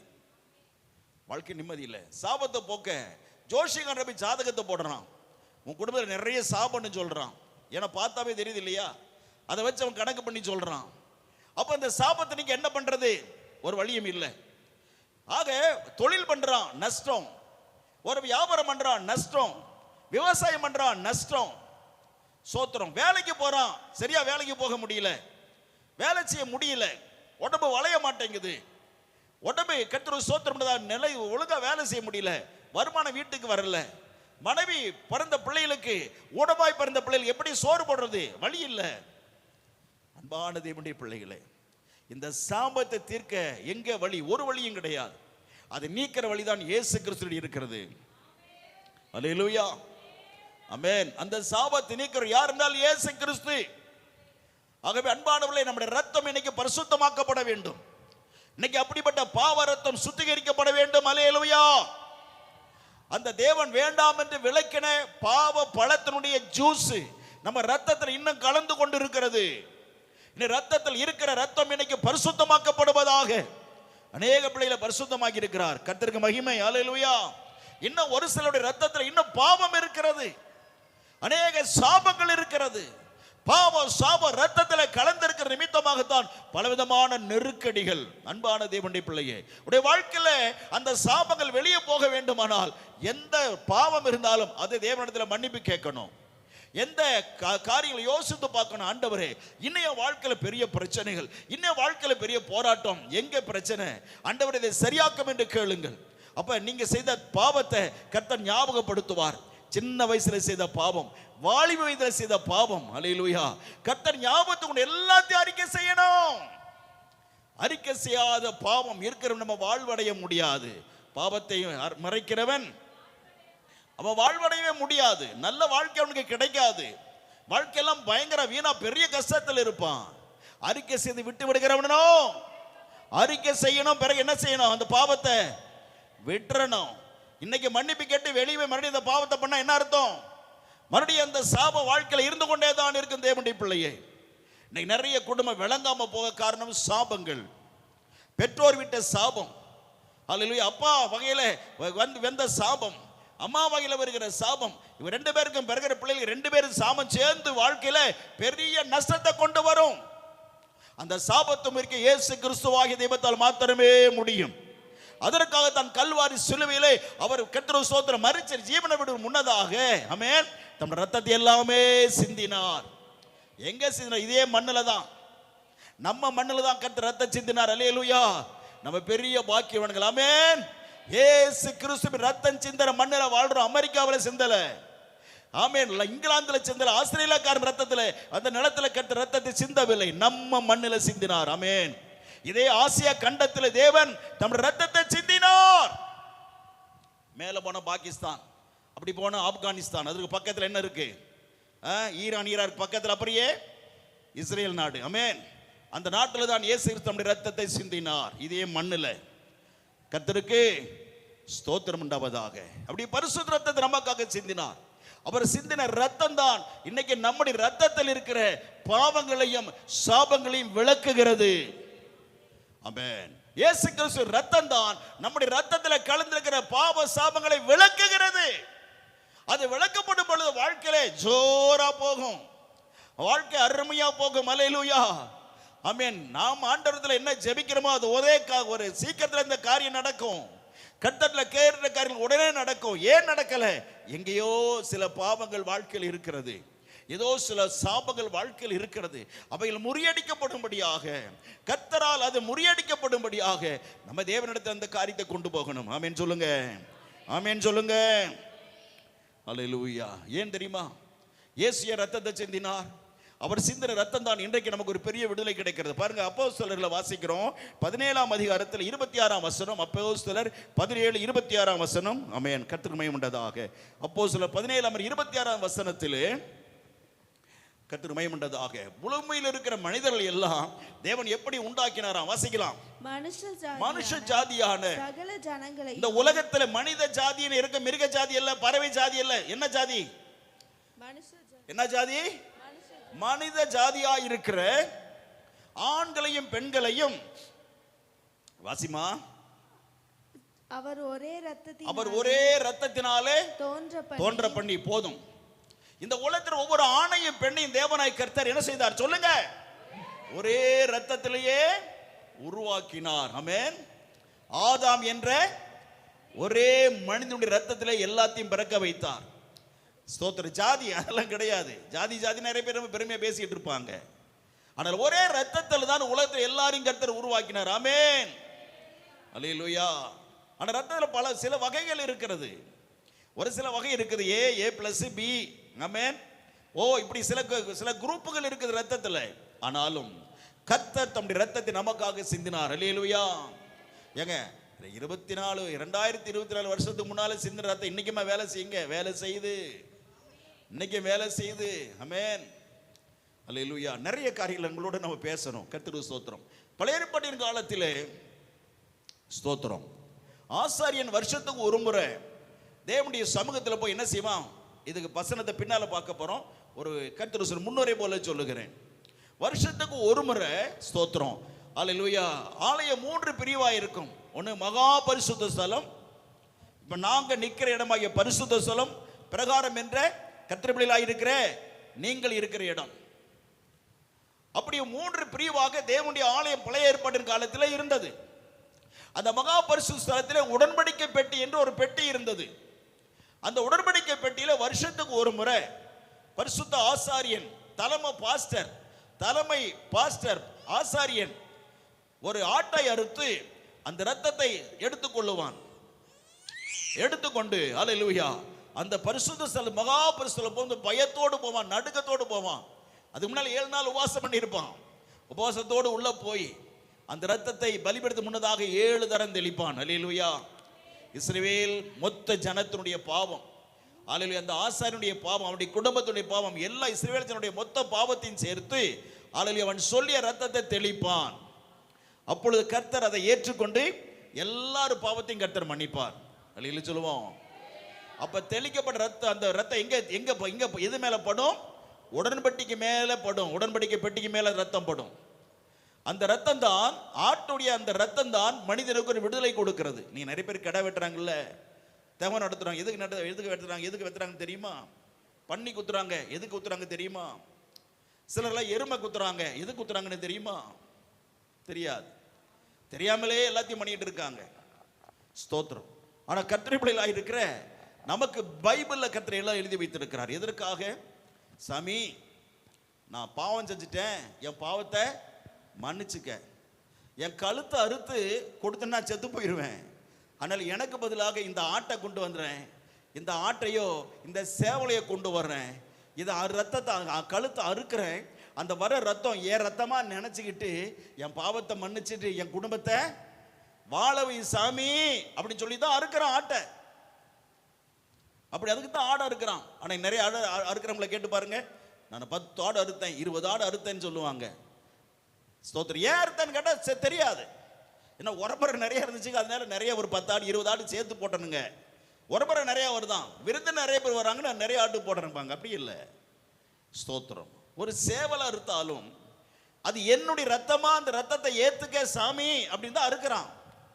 ஆனா அப்படிதான் தேவனை கர்த்தர் பழைய ஏற்பாட்டில் சொல்லி இருக்கிறார். ஸ்தோத்திரம். அப்படியானால் அல்லேலூயா, அப்ப கர்த்தருடைய ரத்தம், ஆமென், ஸ்தோத்திரம். இயேசுவின் ரத்தம் எப்படி? அது வருஷத்துக்கு ஒரு முறை என்ன செய்யணும்? உடன்படிக்கை மேல தெளிக்கப்படணும். சரிதானா? அப்ப இப்ப இயேசு கிறிஸ்து மரித்து 2024 வருஷம் ஆகி போச்சு.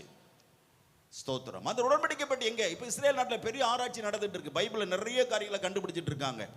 நிறைய ஆராய்ச்சி நடந்துகிட்டு இருக்கு. ஸ்தோத்திரம். அதுல அமெரிக்காவில் இருந்து போன ஒரு அருமையான விஞ்ஞானி, தெய்வ பக்தன், ஒரு பரிசுத்தமான ஒரு தேவனுடைய பிள்ளை 3 நாள் உபவாசம் பண்ணார். ஆண்டவரே, நான் உடன்படிக்கை பெட்டியை கண்டுபிடிக்காம இஸ்ரேல் நாட்டை விட்டு வெளியே போக மாட்டேன், எனக்கு எப்படியா நீங்க கண்டுபிடிச்சு கொடுக்கணும்னு சொல்லி 3 நாள் உபவாசம் பண்ணி ஜெபிக்கிறார். அவர் 3ஆம் நாள் உபவாச ஜெபத்திலே நடந்து அப்படியே ஜெபம் பண்ணிட்டே அந்த வழியிலப்பா நீங்க கண்டுபிடிச்சு தரணும் இயேசுவேன்னு சொல்லிட்டு போயிட்டு இருக்காரு.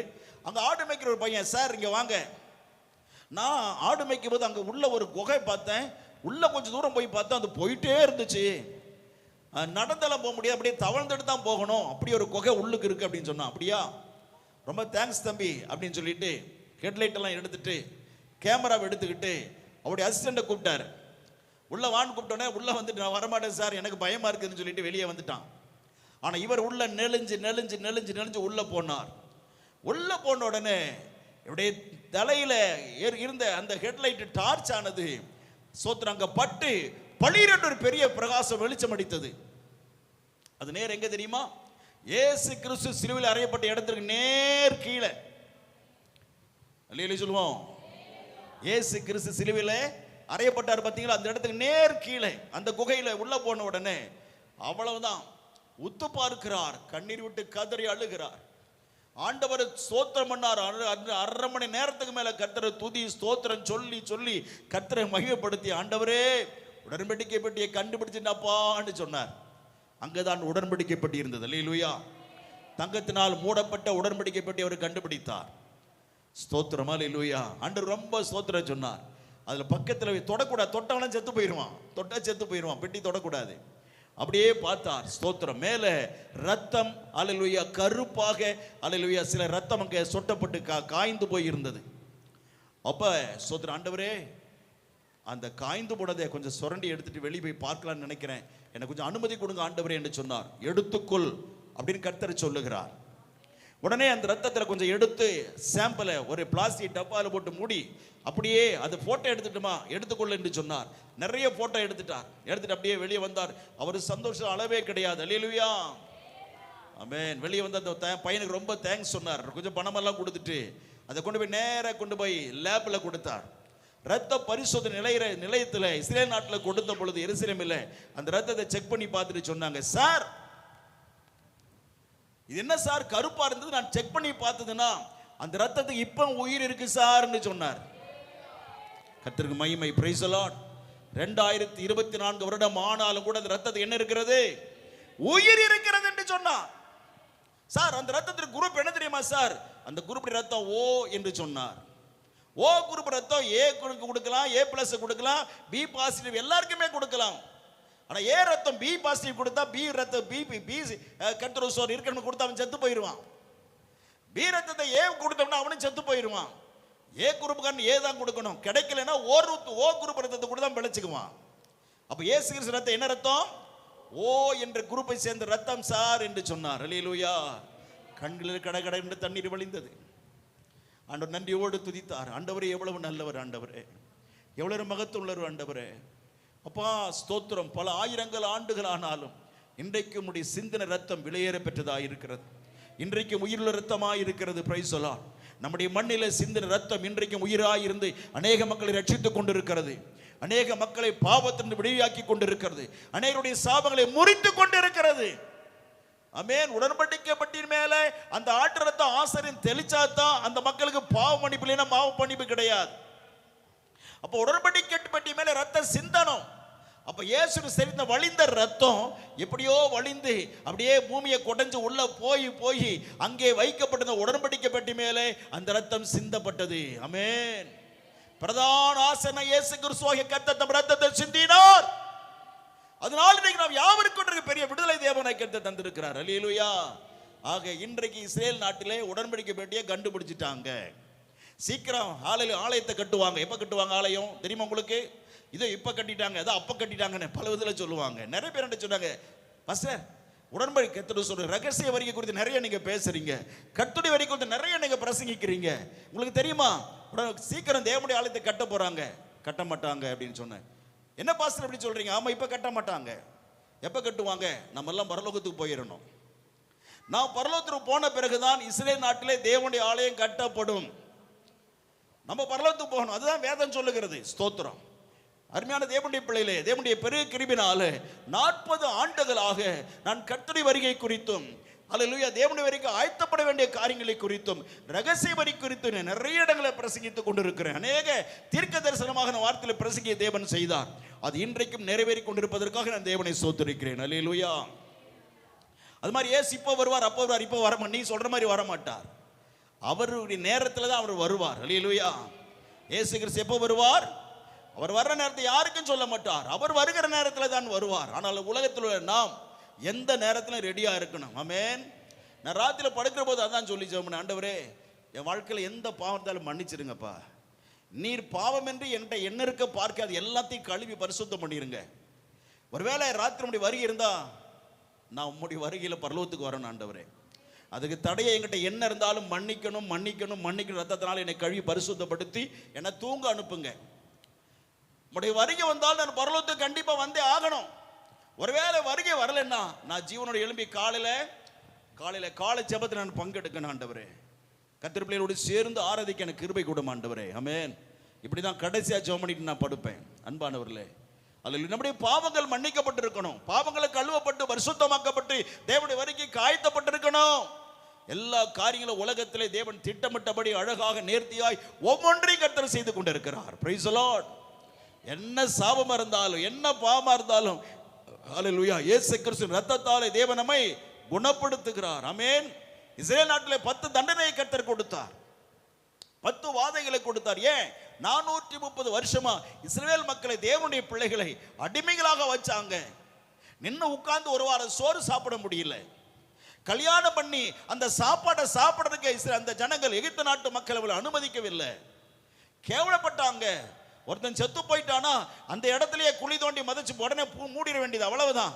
அந்த இழந்து போன அந்த இளவுக்கு ஒரு ஊர்க்காரங்களா வரணும் சொந்தக்காரன், அதுக்கெல்லாம் நேரம் கிடையாது. எவன் எங்க செத்து அங்கே குழி தோண்டி உடனே புதைச்சிட வேண்டியது. கேவலமான வாழ்க்கை வாழ்ந்தார்கள் 430 வருஷம். கர்த்தர் சும்மா விடுவாரா? அவளை பழி வாங்கணும் இல்லையா? இஸ்ரேல் நாட்டில் 10 விக்கிரகங்களை வணங்கினாங்க. எத்தனை சாமிகள்? 10 சாமி 10 கடவுளை தெய்வமா வச்சு வழங்கினாங்க. அந்த 10 கடவுளை அழிக்கிற மாதிரி தான் 10 தண்டனையை கர்த்தர் தந்தார். அல்லேலூயா. கர்த்தர் சித்தமான ஒரு நாளிலே இதை நம்ம அறிந்து கொள்ள கர்த்தர் நடத்தட்டும். ஒவ்வொரு சாமியை அழிப்பதற்காகத்தான். நைல் நதியை சாமியா வணங்கினாங்க, தெய்வமா வணங்கினாங்க. 3 நாள் எல்லாம் ரத்தமா மாறி போச்சு, கடவுள் நாரி போச்சு. கடவுள் என்ன ஆயிடுச்சு? அழிச்சாரா? சூரியன் தான். சூரியன் எகிப்து நாட்டில் இருக்கிற பார்வோன் ராஜா தான் சூரியன். சூரியனில் இருந்து அவர் பிறந்து வந்தார் என்று அந்த ராஜா வணங்குவார்கள். ஆகவே சூரிய கடவுளாக பார்வோனை வணங்குவாங்க. அவன் சூரிய கடவுள். 3 நாள் இருண்டு போச்சு, சூரியன் பார்க்க முடியல. சாமி அழிச்சாரா? அல்லேலூயா. ஒவ்வொன்றும் இன்னைக்கு ஒவ்வொன்றும் பார்த்து ரொம்ப ஆச்சரியமா இருக்கு. ஒவ்வொரு சாமியுடைய விவரம், அவ எப்படி எல்லாம் இருந்துச்சு, என்ன மாதிரி நடந்தது, சரித்திரத்தை பார்த்து ரொம்ப ஆச்சரியமா இருக்கும். கர்த்தருக்கு ஸ்தோத்திரம். ஆகவே 10வது கடைசி தண்டனையாக ஒரு தண்டனை கர்த்தர் கொடுத்தார். அது என்ன தெரியுமா? ஸ்தோத்திரம். ஆடு மாடுகளுடைய என்ன கோழி இதுல எல்லாம் எது முதல்ல பிறந்துச்சோ அதெல்லாம் செத்து போயிடும். மனுஷன்ல ஆண் குழந்தை பெண் குழந்தை முதல்ல எது பிறந்தோ அது செத்து போயிடும். அவ்வளவுதான். பயங்கர ஒரு தண்டனையை கர்த்தர் தந்தார். கர்த்தருக்கு ஸ்தோத்திரம் உண்டாவதாக. அப்ப இஸ்ரேல் மக்கள் அந்த எகிப்து நாட்டில் இருக்கிறாங்க. அப்ப அவங்க சாகக்கூடாது இல்லையா? அப்ப அவங்களை பாதுகாக்கும்படி தேவன் ஒன்று சொன்னார். என்ன சொன்னாரு? உங்க வீட்டுல ஒவ்வொருவரும் ஒரு 5 பேர் இருக்கலாம் அல்லது 10 பேர் இருக்கலாம். 5 பேர் இருந்தா 5 பேர் சாப்பிட்டு முடிச்சிடணும். அப்படி ஒரு ஆட்டுக்குட்டியை தெரிஞ்சுக்குங்க. 5 பேர் இருந்தா ஒரு சின்ன ஆட்டுக்குட்டி, 10 பேர் 20 பேர் இருந்தால் ஒரு நடுத்தரமான ஆடு பிடிச்சு அறுத்து அந்த ரத்தத்தை பிடிச்சு அந்த வீட்டு கதவு வெளியே இருக்குங்களா, வெளி கதவு, அந்த கதவுல 2 சட்டத்திலையும் பூசுங்க, மேல் சட்டத்திலையும் பூசுங்க என்று சொன்னார். அப்ப ராத்திரியிலே தேவனுடைய தூதன் வரும்போது ரத்தத்தை கண்டு உங்களை விட்டு விலகி போய் விடுவார். அல்லேலூயா. ரத்தம் தேவனுடைய பிள்ளைகளை பாதுகாத்தது. கர்த்தர் நாமத்துக்கு ஸ்தோத்திரம் உண்டாவதாக. இன்னைக்கு அந்த இயேசு கிறிஸ்துவாகிய ஹல்லேலூயா தெய்வமாகிய கர்த்தர் சொன்ன அந்த ரத்தத்தை பூசின இஸ்ரவேல் மக்களுக்கு ஆமென் சாவு இல்லாமல் பாதுகாத்தது போல இன்னைக்கு இயேசுவின் ரத்தம் யார் மேல பூசப்படுகிறதோ அவர்களை கர்த்தர் காப்பாற்றுகிறவராய் இருக்கிறார். இன்னைக்கு இயேசு ரத்தம் ஆவி ஆத்மா சரீரம் என்ற நம்முடைய 3ல பூசப்பட வேண்டும். இஸ்ரேல் மக்கள் வீட்டில் 2 சட்டத்திலும் மேல் சட்டத்திலும் பூசினாங்க. இன்னைக்கு இயேசு கிறிஸ்து ரத்தம் நம்முடைய ஆவி ஆத்மா சரீரம் என்ற 3லையும் பூசப்பட வேணும். எந்த ஆத்துமா மேல எந்த கர்த்தரிப்பிள்ளை மேல இந்த ரத்தம் பூசப்பட்டு இருக்கிறதோ சத்துரு தொட முடியாது, பலவீனம் தொட முடியாது, நோய்கள் தொட முடியாது. ஹல்லேலூயா. தேவன் நம்மை காக்கிறவராய் இருக்கிறார். Praise the Lord. எந்த நஷ்டம் வராதபடி தேவன் நடத்துகிறவர், எந்த பலவீனம் வராதபடி தேவன் நடத்துகிறவராய் இருக்கிறார். ஆமென். கர்த்தர் மேம்பட்ட ரத்தத்தில் நிறைய காரியங்கள் வேதத்தில் இருக்கிறது. ஸ்தோத்திரம். இன்னைக்கு ரத்தத்தை குறித்து நிறைய பேர் பிரசங்கம் பண்றாங்க. ஹல்லேலூயா. கொஞ்சம் வருஷத்துக்கு முன்னாக ஒருத்தர் நன்றி ரத்தத்தை கொடுத்து பிரசங்கம் போகிறார் என்று பெரிய விளம்பரம் பண்ணியிருந்தாங்க. நான் போய் என்ன பார்ப்போம், நீ புதுசா அறிந்து கொள்ளன்னு போய் உட்கார்ந்தா இயேசு கிறிஸ்து ரத்தம் சகல பாவங்கள் இன்னைக்கு சுத்திகரிக்க அந்த வசனம் அவ்வளவுதான், ஒண்ணுமே இல்லைங்க, உப்பு சப்பு கிடையாது. ஸ்தோத்திரம். ஹல்லேலூயா. கொஞ்ச நாள் இங்கே சேலத்திலிருந்து இப்போ திருச்சிக்கு போயிட்டார். எனக்கு இன்னைக்கு அதை மறக்கவே முடியல. அந்த ரத்தத்தின் மேன்மை எவ்வளவு மகத்துவம் உள்ளது. Praise the Lord. அருமையானவர்களே, விலையேற பெற்ற பெரிய சத்தியம் இந்த ரத்தத்தை குறித்து இருக்கிறது. ஆமென். அல்லேலூயா. கர்த்தர் சொல்லி இப்போ மணி 9:45 ஆகிவிட்டது. கர்த்தர் ஸ்தோத்திரம். கர்த்தர் சித்தம் அடுத்த வாரம் ரத்தத்தை குறித்து மறுபடியும் பார்க்கணும் போல தெரிகிறது. ஆமென். ஆக இந்த ரத்தம் அல்லேலூயா பரிசுத்தமாய் காணப்பட வேண்டும். நமக்கு ரத்தம் இல்லைன்னா செத்து போயிடுவோம். நல்லா புரிஞ்சுக்கொள்ளுங்க. ரத்தம் என்ன ஆயிடுவோம்? உலகத்தில் வாழ முடியாது. உலகத்தில் வாழணும் என்ன வேணும்? ரத்தம் வேணும். ரத்தம் மிக முக்கியமான ஒன்று. மாத்திரமில்லை, நமக்கு ஆரோக்கியமாக இருக்க கொடுப்பதும் இந்த ரத்தம் தான். இந்த ரத்தம் தான் நோய்களை வந்துச்சு நோயை கொடுக்கிறதும் இந்த ரத்தம் தான். ஆமென். ஆகவே நோயை கொடுக்கிற ரத்தமாய் நம்ம ரத்தம் மாறாம, கெட்ட சுபாவத்தை கொடுக்கிற ரத்தமாய் நம்முடைய ரத்தம் மாறாம, எரிச்சல் மூர்க்கம் மோசமான குணத்தை கொடுக்கிற ரத்தமாய் நம்முடைய ரத்தம் மாறாம பரிசுத்த ரத்தமாய் இருக்கட்டும். அல்லேலூயா. இயேசு கிறிஸ்து சாந்தமுள்ளவராய் இருக்கிறார். காரணம் என்ன? அவர் ரத்தம் பரிசுத்தமான ரத்தம். ஆகவே அந்த மகிமையுள்ள ரத்தமாக நம்முடைய ரத்தம் மாறணும். ஏனென்றால் கர்த்தருக்கு ஸ்தோத்திரம். ஹல்லேலூயா. 1 கொரிந்தியர் ஆமென். கர்த்தருக்கு ஸ்தோத்திரம் உண்டாவதாக. 15ஆம் அதிகாரம் 50ஆம் வசனத்தில் வாசிக்கிறோம். இப்பதான் ரத்தம் என்கிற பிரசங்கத்துக்குள்ளேயே உள்ள நுழைகிறோம். வாசிக்கலாம். ஆமென். 1 கொரிந்தியர் 15ஆம் அதிகாரம் 50வது வசனம். 1 கொரிந்தியர் 15ஆம் அதிகாரம் வசனம் 50 வாசிக்கலாம். சகோதரரே நான் சொல்லுகிறது என்னவெனில் மாம்சமும், நல்லா கவனிங்க, மாம்சமும் இரத்தமும் தேவனுடைய ராஜ்யத்தை பரலோக ராஜ்யத்தை சுதந்தரிக்க மாட்டாது. போதும். ஸ்தோத்திரம். ரத்தம் உள்ளவர்கள் பரலோகம் போக முடியாது. இது என்னங்க வம்பா இருக்கு? அப்ப நமக்கு எல்லாரும் ரத்தம் இருக்கா இல்லையா? சொல்லுங்க, உங்களுக்கு ரத்தம் இருக்கா இல்லையா? இருக்குதா இல்லையா? இருக்குன்னு சொல்லுங்க, இல்லைன்னே சொல்லுங்க. எல்லாரும் ரத்தம் இருக்கு. அப்ப நீங்க பரலோகம் போக முடியாது. பரலோகத்துக்கு உங்களுக்கு இடம் கிடையாது. ஸ்தோத்திரம், அல்லேலூயா. அருமையானவர்களே, அப்படியானால் இந்த ரத்தம் என்னவா மாறணும்? பரலோகம் போவதற்குரிய தகுதியானதாய் மாறணும். அல்லேலூயா சொல்லுவோம். ஆமென். இந்த உலகத்துல நம்ம நிறைய பேர் ரத்தம், பாவ ரத்தம், அருவருப்பான ரத்தம், அசுத்த ரத்தம். எப்ப தப்பு பண்ணலாம், எப்ப பாவம் செய்யலாம், எப்ப விபச்சாரம் பண்ணலாம், எப்ப வேசித்தனம் பண்ணலாம், ஸ்தோத்திரம், எப்ப அசுத்தமான காரியங்கள் செய்ய, எப்ப ஒரு திருடலாம், எப்ப ஒருத்தனை ஏமாத்தலாம், எப்ப ஒருத்தனை கொள்ளையடிக்கலாம், எப்ப ஒருத்தனை அபகரிச்சுட்டு ஓடி போகலாம், இப்படித்தான் இருக்கிறது. இதுக்கெல்லாம் என்ன காரணம்? நம்முடைய ரத்தம். ஆகவே இப்படிப்பட்ட ரத்தம் உள்ளவர்கள் பரலோகத்துக்கு ஒருபோதும் போக முடியாது. இந்த குணமுள்ள மனிதனை ஒருபோதும் கர்த்தர் பரலோகத்துக்கு அனுமதிக்க முடியாது. அல்லேலூயா சொல்லுவோம். மாம்சமும் ரத்தமும் பரலோகத்துக்கு வர முடியாது. ஆனா இதே ஆண்டவர் இன்னொரு இடத்துல சொல்லி இருக்கிறார். என்ன சொல்லி இருக்காரு? 1 தெசலோனிக்கேயர் 5:23 வாசிக்கலாம். 1 தெசலோனிக்கேயர் 5ஆம் அதிகாரம் 23ஆம் வசனத்தை வாசிக்கலாம். ஸ்தோத்திரம். மாம்ச ரத்தம் பரலோகத்துக்கு வராது என்று சொன்னார். ஆனால் இங்கே தெசலோனிக்கேயர்ல பரிசுத்தம் என்ன சொல்லுகிறார்? வாசிக்கலாம். சமாதானத்தின் தேவன் தாமே உங்களை முற்றிலும் பரிசுத்தமாக்குவாராக.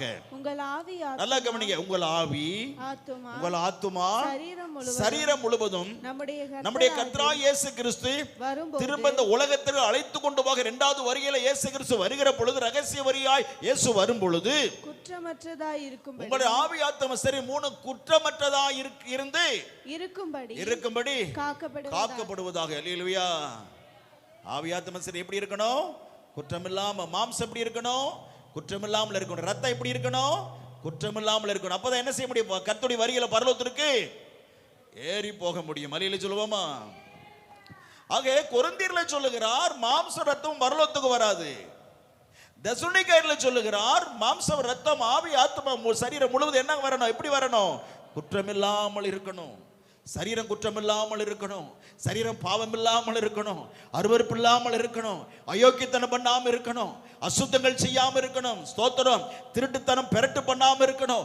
ஒருத்தன்கிட்ட பேசின நீதியாய் பேசணும். ஒருத்தனை பேசின நியாயமா பேசணும். ஒருவனை கெடுக்க கூடாது. அவனை கெடுத்து இவனை கெடுத்து பொழப்பு கெடுத்து பண்ணுகிற இந்த திருட்டுத்தன வாழ்க்கையில் இல்லாதபடி ஒரு யோக்கியமான வாழ்க்கை வாழ்கிற பிள்ளைகளாக இருந்தால் கண்டிப்பா பரலோகம் போகலாம். இதற்கெல்லாம் என்ன காரணம்? ரத்தம். அப்படிப்பட்ட பாவ ரத்தமானது மாற்றப்பட வேண்டும். அல்லேலூயா. அதுக்காகத்தான் ஸ்தோத்திரம். இன்னைக்கு அல்லேலூயா கிட்னி கெட்டு போச்சுன்னு சொல்றாங்க. என்ன கெட்டு போச்சு? நிறைய பேருக்கு கிட்னி கெட்டு போச்சு. அவனுக்கு என்ன பண்றாங்க? டயாலிசிஸ் பண்ணுவாங்க. அப்படின்னு என்ன? ரத்த குழாயை கட் பண்ணி ஒரு டியூபை சொருகி அந்த டியூபை கொண்டு போய் மிஷின்ல சொருகுவாங்க. மிஷின் ஆன் பண்ணிட்டுதுன்னா சர்ன்னு ஓட ஆரம்பிக்கும்.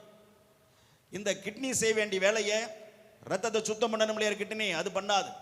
பாருங்க, ரத்தம் எப்படி ஆகுதுன்னா உடம்புல ஓடுற ரத்தம் முதல்ல இருதயத்துக்கு வரும். எங்க வரும்? இருதயத்துக்கு வரும். இருதயத்துல சுத்தம் பண்ணி இது என்ன செய்கிறது? ஸ்தோத்திரம். அல்லேலூயா, அல்லேலூயா. கர்த்தருக்கு ஸ்தோத்திரம். நுரையீரலுக்கு அனுப்புகிறது. அங்கிருந்து நேரம் எங்க அனுப்புகிறது? கிட்னிக்கு அனுப்புகிறது. கிட்னிக்கு அனுப்பும் பொழுது கிட்னி என்ன பண்ணுகிறது? ரத்தத்தை சுத்தம் பண்ணி அதில் இருக்கிற அசுத்தங்களை அப்படியே பிரிச்சு எடுத்து மூத்திர பைக்கு அனுப்புகிறது. எந்த பைக்கு அனுப்புது? மூத்திர பை. இந்த உச்சத்தில் உள்ளங்கால் மட்டும் உயிரணுக்கள் இருக்கு பார்த்தீங்களா? இந்த ரத்தம் கொண்டு போய் சோறு சாப்பாடு கொடுத்துச்சு இல்லையா, அதை சாப்பிட்டு மிச்சமானது வேஸ்ட் ஆனதெல்லாம் இருக்கு இல்லையா, அப்படியே இருந்துச்சுன்னா மறுபடியும் நோய் வந்துடும். அப்ப இந்த வேஸ்ட் ஆனது ரத்தம் என்ன செய்ய மறுபடியும் எடுத்துட்டு வந்து இருதயத்தில் கொண்டு வந்து அதை பிரிச்சு கீழே அனுப்பி கிட்னி அதை பிரிச்சு எடுத்து மூத்திர பைக்கு அனுப்புது. அப்ப மூத்திரப்பை நிறைஞ்ச உடனே ஒண்ணுக்கு போன ஒரு ஃபீலிங் வருது. ஒண்ணுக்கு இருந்தோம்னா எல்லா அசுத்தம் வெளியே போகுது. அல்லேலூயா. என்ன அருமையான பிளான் கர்த்தர் பண்ணி இருக்கிறார். ஆமென். மனிதனை உண்டாக்கின அந்த காரியங்களை ஸ்தோத்திரம் உங்கள்கிட்ட சொல்ல ஆரம்பித்தால் எல்லாம் அழுதுருவீங்க. அவ்வளவு அருமையாக உடல் வேலை செய்து கொண்டிருக்கிறது. அம்மா வயிற்றில் என்னைக்கு உருவானமோ அந்த நாளில் இருந்து இன்னைக்கு வரையிலையும் நம்ம 40, 50, 10, 20, ஒரு 30 வயசு ஆகிற வரையிலையும் இன்னைக்கு அது என்ன நடக்கிறது? வேலை செய்துகிட்டே இருக்கு. ஆமென். ரெஸ்ட் எடுக்கலங்க. என்னாகல? ஒரு ஃபேன் போடுறோம், 1 வருஷம் 2 வருஷம் ஓடுது, நின்று போயிருது. மறுபடியும் சர்வீஸுக்கு அனுப்புறோம். ஒரு வண்டி வாங்குறோம், 1.5 லட்சம் 2 லட்சம் போட்டு வண்டி வாங்குறோம், 6 மாசத்துல லொடங்குது, சர்வீஸ் பண்றோம். ஆனா நம்ம எங்க போய் சர்வீஸ் பண்றோம்? ஏதாவது சரி கண்ணை கலட்டி கொடுத்து சர்வீஸ் பண்ணியிருக்கிறோமா? இருதயத்தை கலட்டி கொடுத்து சர்வீஸ் பண்ணியிருக்கிறோமா? நுரையீரல ஈரலை கலட்டி கொடுத்து சர்வீஸ் பண்ணியிருக்கிறோமா? ஏனென்றால் இவைகள் என் தேவனால் உருவாக்கப்பட்டவைகள். அல்லேலூயா. ஏன் இது கெடாம இருக்குது? உடம்புக்குள்ள உடம்புல இருக்கிற உறுப்புகள் கெடாம இருக்கு. என்ன காரணம்? என் தேவனாகிய இயேசு கிறிஸ்து உருவாக்கினார். என் ஆண்டவர் உருவாக்கினபடினாலே இந்த உறுப்புகள் ஒழுங்காக வேலை செய்து கொண்டு இருக்கிறது. என் அம்மா வயிற்றில் எனக்கு உருவான ரத்தம் இன்னைக்கும் என் உடம்புல கெட்டு போகாம ஃப்ரெஷ்ஷா ஓடிக்கிட்டே இருக்கு. அசுத்தமான ரத்தமா மாறாம அழகா ஓடிக்கிட்டே இருக்கு. அல்லேலூயா. எவ்வளவு நல்ல தேவன் நம்முடைய தேவன். அல்லேலூயா. எவ்வளவு அற்புதமான தேவன் இயேசு கிறிஸ்து. Praise the Lord. எல்லா கனமும் மகிமை துதியும் கர்த்தருக்கு உண்டாவதாக. ஆக இவ்விதமான நிலையில தேவனை உருவாக்கி நடத்தி கொண்டு போகிறார். ஆகவேதான் இந்த ரத்தத்துல பாவத்தை கலக்க வச்சிடணும். ஆமென். அவன் எப்படி பணம் இருக்க முடியும், எப்படியாவது திருடிடணும் அப்படின்னு ஒரு உதாரணமா சொல்லுகிறேன். ஹல்லேலூயா. இப்ப நிறைய லட்சக்கணக்கில் பணம் வச்சிருப்பான் போல் இருக்கு. திருடிடுவோமா மனசுல யோசிக்கிறான், பல நாளா திட்டமிடுகிறான். ஒரு நாள்ல போய் ஸ்தோத்திரம் அந்த பணத்தை கொள்ளை அடிச்சுட்டு வந்துடுறான். நல்ல சந்தோஷமா இருக்கு. ஆனா குரு குரு குருன்னு இருக்கும் மனசுல. ஒரு உள்ளத்தின ஓரத்தில் இருதயத்தில் அது குரு குருன்னு இருக்கும். தப்பு பண்ணிட்ட அடுத்தவனுக்கு பொருளை ஏமாத்தி வந்துட்ட, என்னைக்காவது நீ சிக்கிருவ, என்னைக்காவது தப்பு பண்ணிட்ட அப்படி சொல்லிக்கிட்டே இருக்கும். ஆனா பெரும்பகுதி என்ன சொல்லுதுன்னா, சும்மா கடை, நல்லா என்ஜாய் பண்ணு, நல்ல ஜாலியா போ, நிறைய பணத்தை அடிச்சிட்டியா, கோடிகள் அடிச்சிட்டியா, ஒரு நிலத்தை வாங்கு, வீட்டை கட்டு, கால் மேல கால் உட்காந்து வீட்டில் நல்லா ரசிச்சு சாப்பிடு, சந்தோஷமா இரு, குடும்பத்தோட நல்ல சந்தோஷமா இரு அப்படின்னு சொல்லிட்டே இருப்பான். ஆனா இந்த பாவம் என்ன இருக்கும் உள்ளத்துல யோசித்தோம் பார்த்தீங்களா? இந்த பாவம் செய்ய கொள்ளையடிக்கணும் திருடணும் உள்ளத்துல யோசித்தோம் இல்லையா? அந்த ரத்தம் இருதயத்துக்குள்ள வரும் பொழுது அந்த எண்ணத்தை யோசனைய ரத்தத்துல கலந்து போயிருது. அந்த ரத்தம் என்னவா மாறுது? பாவ ரத்தமா மாறுது. சரிதானா? இதே மாதிரி வாழ்க்கையில நம்ம செய்த ஒவ்வொரு பாவம் பாவம் பாவம் ரத்தத்திலே கலந்து விட்டது. ஆகவேதான் இந்த ரத்தம் உள்ளவன் எங்க போக முடியாது? சரிதானா? அல்லேலூயா. பாவ ரத்தம் பரலோகத்துக்கு போக முடியாது. விபச்சாரம் பண்ணணும், ரொம்ப அழகா இருக்கா, எப்படியாயிலும் அவனை கெடுத்துடணும், எப்படியாயிலும் அவனை அனுபவிக்கணும், இந்த ஆம்பளை நல்லா இருக்கிறான் இவன் எப்படியாலும் அனுபவிக்கணும், பெண்களுக்கு வருகிற எண்ணம். இந்த தவறான எண்ணங்கள் வரும் பொழுது என்ன நடக்கிறது?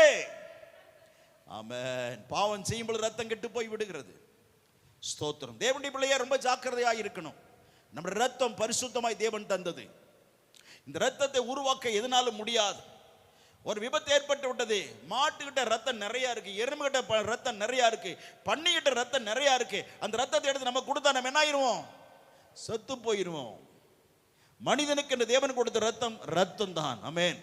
அது அந்த ரத்தத்தை விஞ்ஞானிகள் உருவாக்கி பார்க்கிறேன், இன்னும் ரத்தத்தை உருவாக்க முடியல, இன்னும் ரத்தத்தை உருவாக்க முடியல. கர்த்தருடைய பிள்ளையே, தேவன் மனிதனுக்கு என்று கொடுத்த ரத்தம் விலையேற பெற்ற ஒரு பொக்கிஷம், விலையேற பெற்ற சொத்து. அந்த ரத்தத்தை அழித்துக் கொள்ளாதே, அந்த ரத்தத்தை தீட்டுப்படுத்தாதே, ரத்தத்தை கரைப்படுத்தாதே, ரத்தத்தை பாவத்துக்குள்ளாக்காதே. அது மகா பரிசுத்தமாய் தேவன் நமக்கு கிருபையாய் தந்த அற்புதமான மகிமையான ரத்தம். அந்த ரத்தம் யோக்கியமா வச்சுக்கணும், பரிசுத்தமா வச்சுக்கணும். இந்த ரத்தம் உடம்புல வெளிப்பட்ட செத்து போயிருவேன், அல்லது உனக்கு வேற ஒரு ரத்தத்தை கொண்டு வரணும். கொடைக்கானல் ஒருவர் இருக்கிறார், பேரை சொல்ல மாட்டேன். ஸ்தோத்திரம். பெரிய கொடைக்கானல் அவருக்கு தான் சொந்தம், கொடைக்கானல அவருக்கு தான் சொந்தம். ஸ்தோத்திரம். கொடைக்கானல் முழுவதும் அந்த மனுஷன் சொல்றவங்களுக்கு தான் ஓட்டு போடுவாங்க. அப்படி ஒரு மனிதன், அவர் வயசாயிட்டுது, இன்னும் உயிரோட வாழ விரும்புகிறார். என்ன பண்ணாரு? ஒரு 2 வாலிபனுடைய ரத்தத்தை எடுத்து அவருடைய உடம்புல ஏத்திக்கிட்டார். உடம்புல ஏத்திட்டு இப்ப எப்படி இருக்கிறாரு? இளரத்தம் ஓடுது, இளரத்தம் ஓடுகிறது. அருமையான தேவனுடைய பிள்ளைகளே, ஸ்தோத்திரம். பணக்காரங்க என்ன வேணாலும் செய்யலாம் நினைக்கலாம், கர்த்தர் ஒருவர் இருக்கிறார். Praise the Lord. அவர் என்ன திட்டமிட்டார் அதுதான் வாழ்க்கையில் நடக்கும். ஆமென். ஸ்தோத்திரம். அவன் இருக்கிறான், அவன் நினைச்சதான் நடக்கும். அவன் அல்ல, இயேசு கிறிஸ்து. அவன் என்ற சாமி அல்ல, அவன் என்ற கடவுள் அல்ல, இயேசு கிறிஸ்து என்கிற தெய்வம் என்ன நினைத்தோ அதுதான் வாழ்க்கையில நடக்கும். அப்படி ஆனால் நீ அவருடைய பிள்ளையா வந்துட்டு உனக்கு நல்லதா நடக்க செய்வார். அவருடைய பிள்ளையா இருந்து அவருக்கு பிரியம் நடந்தா வாழ்க்கையில் நல்ல காரியம் நடக்கும்படி கர்த்தர் செய்வார். ஆனால் விக்கிரகங்களை வணங்கும் பொழுது அது என்ன நடக்கும்? விக்கிரகங்கள் ஒண்ணுமே இல்லைங்க. ஒண்ணுமே இல்லைங்க.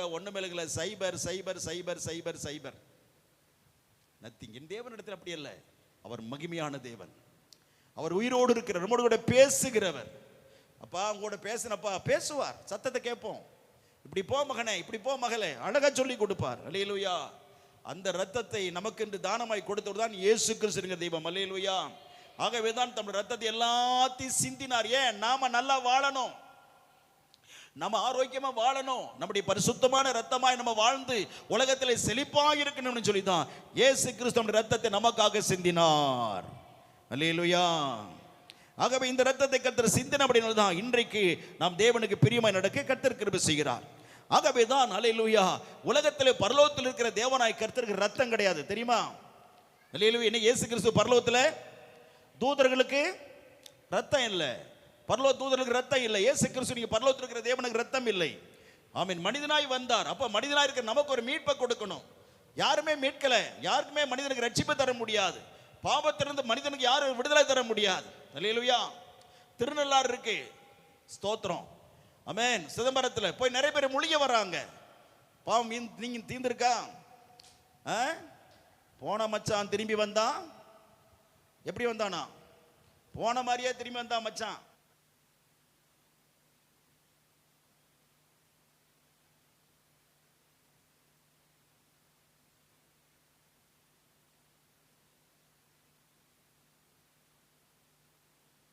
ரத்தத்தில் இருக்கிற பாவம் எப்படி தண்ணியில முழுகினா தீரும்?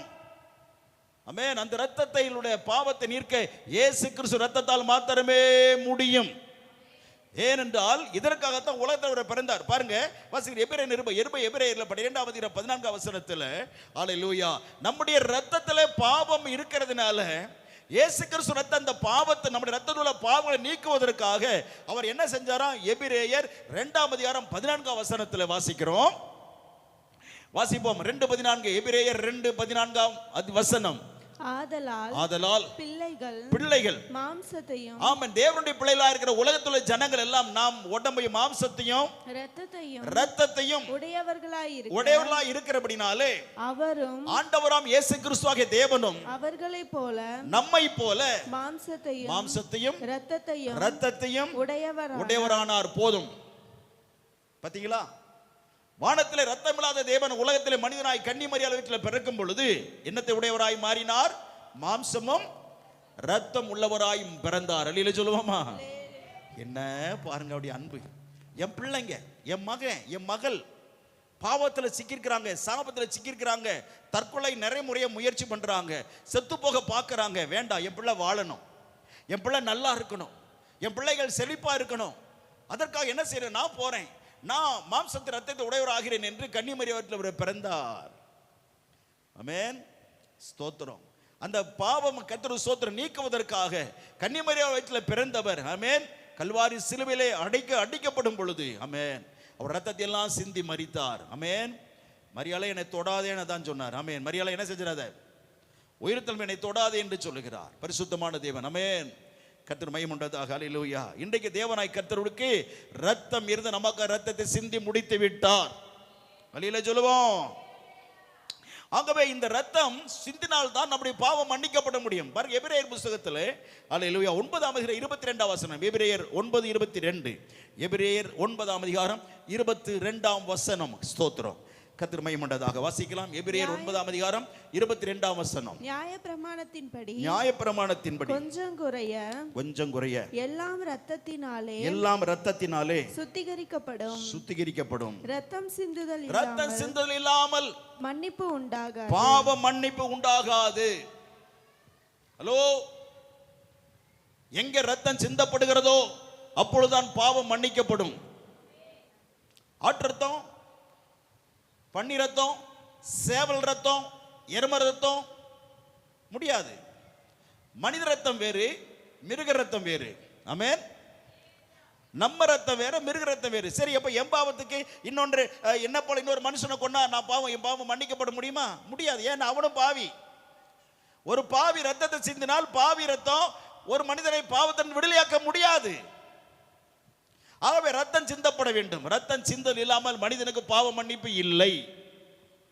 அதுதான் நிறைய பேர் கடை அறுத்து என் பாவத்தை மன்னிச்சிரு சாமி, எனக்கு பதிலா இந்த ஆட்டு அறுத்து ரத்தத்தை சிந்துறேன், நீ வந்துட்டு இந்த ஆட்டு ரத்தத்தை நீ ஏத்துக்கிட்டு என் பாவத்தை மன்னிச்சுக்கோ அப்படின்னு சொல்றாங்க. ஆனா சாமி பாவத்தை மன்னிக்கிற பாவத்துக்கு என்ன சாமிக்கு தகுதி இருக்கு? தகுதியுள்ள தெய்வம் தான் பாவத்தை மன்னிக்க முடியும். ஆமென். ஆண்டவர் இயேசு பாவத்தை மன்னிக்கிற ஒரு பெரிய ஒரு காரியம் அவர்கிட்ட இருக்குது என்று சொன்னால் எப்படி அவருக்கு வந்துச்சு? அவர் சிலுவையில ஒப்பு கொடுக்கப்பட்டார். 5700 அடி அடிக்கப்பட்டார்.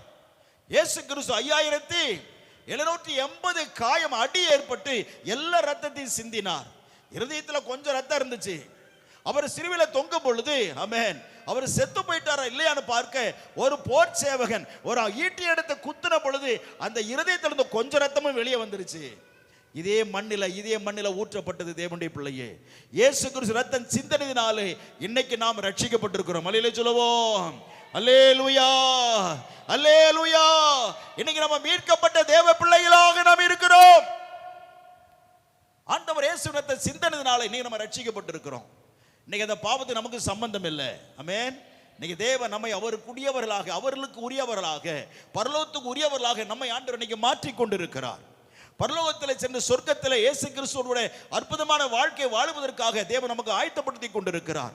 யாரெல்லாம் இந்த அனுபவத்தை பெற்றுக்கலையோ, யாரெல்லாம் பாவ மன்னிப்பை பெறலையோ, அவங்க எல்லாம் நரகத்தில் போய் அழிவதற்காக நரகத்தையும் கர்த்தர் ஆயத்தப்படுத்தி வைத்திருக்கிறார். நேரம் நரகத்தில் போய் கோடி கோடி கோடி வருடங்களாக வேதனை அடைந்து சாகாம வேதனையை அனுபவிக்க போறாங்க நரகத்தில். ஆனா ஆண்டவராம் இயேசுவை ஏற்றுக்கொண்டு பாவத்திலிருந்து வெளியாக்கப்பட்ட ரத்தத்தில் உள்ள பாவங்களை சுத்திகரிக்கப்பட்டவர்கள் யாரோ அவர்கள் பரலோகத்தில் போய் இயேசு கிறிஸ்துவோடு கூட வாழ போறாங்க. ஆமென் சொல்லுவோம். அல்லேலூயா. இன்னொரு வசனத்தை எபிரேயர் நிருபத்தில் வாசிக்கிறோம். 9-7 வசனம். எபிரேயர் 9:7. கர்த்தருக்கு ஸ்தோத்திரம் பண்ணுவதாக. அல்லேலூயா. பாவ மன்னிக்கப்பட வேண்டுமென்றால் ரத்தம் சிந்தப்பட வேண்டும். வாசிக்கலாம். இரண்டாம் கூடாரத்திலே பிரதான ஆசாரியனாகிய மாத்திரம் வருஷத்திற்கு ஒரு தரம் ரத்தத்தோடு பிரவேசித்து அந்த ரத்தத்தை தனக்காகவும் ஜனங்களுடைய எல்லா தப்பிதங்கள் பாவங்கள் அக்கிரம அநியாயங்களுக்காகவும் செலுத்துவான். அத முதல்ல சொன்ன பாத்தீங்களா? அதான் ஆண்டவர் இயேசுவாகிய தேவன் பிரதான ஆசிரியர் இருந்து சிலுவிலே சிந்தின ரத்தத்தினாலே உடன்படிக்கை பெட்டி மேல் ரத்தம் தெளிக்கப்பட்டது. ஆமென். இன்னைக்கு பலி கிடையாதுங்க, நல்லா கவனிங்க. இயேசு கிறிஸ்து சிலுவிலே ஹல்லேலூயா ஒப்பு கொடுக்கப்பட்ட பிறகு, மரித்து அடக்கம் உயிரோடு எழுந்த பிறகு இஸ்ரேல் நாட்டில் எந்த பலியும் கொடுக்கிறது கிடையாது. தெரியுமா உங்களுக்கு? இன்னைக்கு வரலும் கிடையாது. மறுபடியும் நம்ம எல்லாம் பரலோகத்துக்கு போன பிறகு இஸ்ரேலில் மறுபடியும் சர்ச்சு கட்டுவாங்க, தேவனுடைய பெரிய ஆலயத்தை கட்டுவாங்க, மறுபடியும் பலி செலுத்த ஆரம்பிப்பாங்க. ஹல்லேலூயா. அப்போ ஒரு பெரிய பிரச்சனை வந்து ஜனங்களை யூதேயர் மட்டும் கூடியபடி அது பெரிய காரியங்கள் நடக்கும். கர்த்தருக்கு ஸ்தோத்திரம் உண்டாவதாக. அதற்கு ஹல்லேலூயா பலியிடப்பட வேண்டிய காளை என்ன தெரியுமா? சிவப்பான காளை. என்ன காளை சொல்லுங்க? சிவப்பான காளை. நுனி கொம்பிலிருந்து வால் நுனி வரையிலையும் சின்ன பழுதும் இருக்கக்கூடாது. அந்த சிவப்பான காளை பரிசுத்தமாக இருக்க வேண்டும் என்று வேதத்தில் நிறைய ஒழுங்குகள் சொல்லப்பட்டிருக்குது. இன்னைக்கு அப்படிப்பட்ட ஒரு காளை எப்படி பிறக்கும் என்று ஸ்தோத்திரம் தேடிக்கிட்டே இருக்கிறாங்க. சிவப்பு காளை பிறக்குது, ஆனா ஏதோ ஒரு பழுது இருந்துருது, அது வேண்டான்னு ஒதுக்கிட்டாங்க. இன்னைக்கு அப்படி ஒரு காளைக்காக இஸ்ரேல் மக்கள் தேடிக்கொண்டிருக்கிறார்கள். அல்லேலூயா. கர்த்தருடைய வருகைக்கு பிறகு அந்த காளை கண்டிப்பா உலகத்திலே பிறக்கும். அந்த காளை பிடித்து கொண்டு போய் பலியிட கொண்டு போவார்கள். ஸ்தோத்திரம். ஆமென். அது நிறைய காரியம், இப்ப நாம அந்த இதுக்கு போக வேண்டாம். அருமையான தேவனுடைய பிள்ளைகளை, இன்றைக்கு கர்த்தருக்கு ஸ்தோத்திரம் உண்டாவதாக. அல்லேலூயா. இயேசு கிறிஸ்து ரத்தம், ஆண்டவரே கர்த்தருடைய மகிமையுடைய ரத்தம் உடன்படிக்கை மேல் சிந்தப்பட்டபடினால் இன்றைக்கு ஸ்தோத்திரம் அல்லேலூயா நம்முடைய பாவங்கள் மன்னிக்கப்படுகிறது. ஆமென். நம்முடைய வாழ்க்கை விமோசனம் அடைகிறது, பாவங்கள் மன்னிக்கப்படுகிறது, சாபங்கள் நீங்குகிறது. சாபம்தான் நம்முடைய வாழ்க்கையில பெரிய தடையா இருக்கிறது. அருமையான தேவனுடைய பிள்ளையே, நம்முடைய வாழ்க்கையில ஜெபத்துக்கு தடையா இருக்கு, நடக்க வேண்டிய காரியம் நடக்கல அப்படின்னா உடனே ஜெபம் பண்ணுங்க. என் வாழ்க்கையில ஆண்டவர் அல்லது எங்களுடைய குடும்பத்தில் ஏதாவது பாவங்கள் தப்பு நடந்திருந்தா அதை சொல்லுங்க அப்பா, எனக்கு சொல்லிக் கொடுங்கன்னு கர்த்தர்ட்ட கேளுங்க. கர்த்தர் கண்டிப்பாய் உள்ளத்தில் உங்களுக்கு சொல்லிக் கொடுப்பார். அந்த காரியம் என்னவென்று அறிந்து கொண்ட பிறகு அல்லேலூயா தேவனுடைய சபையில், நம்முடைய சபைக்கு சர்ச்சுக்கு வந்து அல்லேலூயா ஸ்தோத்திர ஜெபம் பண்ணுங்க. அந்த காரியத்தை சொல்லி ஜெபிக்கும் பொழுது ஆமென் அல்லேலூயா அதற்கென்ற ஒரு விசேஷமான ஜெபம் இருக்கிறது. அந்த ஜெபத்தை கர்த்தருடைய நாமத்தில் நான் செய்யும் பொழுது ஆமென் அந்த சாபத்தை கர்த்தர் உயிர்த்தெழுந்த வல்லமை கொண்டு இயேசு கிறிஸ்து முறித்து போடுவார். பெரிய விடுதலை கிடைக்க கர்த்தர் கொடுப்பார். அந்த காரியம் உடனே பிறகு நடக்க ஆரம்பிச்சிருப்பாருங்க. கர்த்தருக்கு ஸ்தோத்திரம். அல்லேலூயா. ரத்தம் மிக முக்கியம். ரத்தம் பரிசுத்தமாக்கப்பட வேண்டும். இப்ப இருக்கிற ரத்தத்தை வைத்து பரலோகம் போக முடியாது. ஆகவே நம்முடைய ரத்தம் எல்லாம் பரிசுத்தமாக்கப்பட வேண்டும். ரத்தம் பரிசுத்தமாக்க எப்படி பரிசுத்தமாவது கர்த்தர் சித்தம் அடுத்த வாரத்தில் நாம் அறிந்து கொள்ள கர்த்தரை நடத்துவாராக. ஆமென். நம்ம ரத்தம் எப்படி பரிசுத்தமாகிறது, இந்த காரியத்தை நீங்க பெற்றுள்ளனா பரலோகம் போக முடியாது. உலகத்தில் நிம்மதியா வாழ முடியாது. உடைய வாழ்க்கையில பல பிரச்சனைகள் நடக்கும். வாழ்க்கையில பெரிய போராட்டம் நடந்துகிட்டே இருக்கும். வாழ்க்கையில பெரிய பெரிய சிக்கல்கள் வந்து கொண்டே இருக்கும். ஆகவே இவைகள் மாற்றப்பட வேண்டுமானால் நம்முடைய ரத்தம் பரிசுத்தமாக்கப்பட வேண்டும். அருமையான சகோதரனே சகோதரியே, ஒவ்வொரு ரத்தமும் பரிசுத்தமாக்கப்பட வேண்டும். ஒவ்வொரு ரத்தமும் சுத்திகரிக்கப்பட வேண்டும். அல்லேலூயா. ஆகவே அது சுத்திகரிக்கப்பட என்ன செய்வது? அடுத்த வாரம் இந்த தேவனுடைய வார்த்தையை நாம் கேட்க போறோம். கண்டிப்பா எல்லா தேவனுடைய பிள்ளைகளும் வரணும். ஆகவே கர்த்தருடைய வார்த்தை கேளுங்க, தேவன் ஆசீர்வதிப்பாராக. ஆமென். ஆகவே ஹல்லேலூயா. இன்றைக்கு நாம் கேட்ட தேவனுடைய வார்த்தையின்படியாக நம்முடைய ரத்தம் பரிசுத்தமாக்கப்பட ஒப்பு கொடுப்போம். ஆண்டவராகிய கர்த்தர் ரத்தத்தினால் நம்மை கழுவாராக, நம்மை பரிசுத்தமாக்குவாராக, நம்மை சுத்திகரிப்பாராக, நம்மை பரிசுத்தம் பண்ண ஒப்பு கொடுப்போம். ஹல்லேலூயா. இந்த வார்த்தையினால் கர்த்தர் ஆசீர்வதிப்பாராக. ஆமென். இந்த வாரமெல்லாம் ஜெபம் பண்ணுங்க. ஆண்டவரே, என் ரத்தத்தை பரிசுத்தமாக்கும் ஆண்டவரே, என் ரத்தத்தை சுத்திகரியும் ஆண்டவரே, என் ரத்தத்தில் பாவம் வேண்டாம் ஆண்டவரே, பாவ சுபாவம் வேண்டாம், பாவ குணங்கள் வேண்டாம் ஆண்டவரே, என்னை பரிசுத்தப்படுத்துன்னு சொல்லுங்க, என்னை பரிசுத்தமாக்க ஆண்டவரே சொல்லுங்க. தேவன் ஒரு பெரிய விடுதலை தந்து நம்ம ஒருவரை ஆசீர்வதித்து கனப்படுத்தி மேன்மையான வாழ்க்கை நமக்கு தருவாராக. ஆமென். ஹல்லேலூயா. கர்த்தர் யாவரையும் ஆசீர்வதி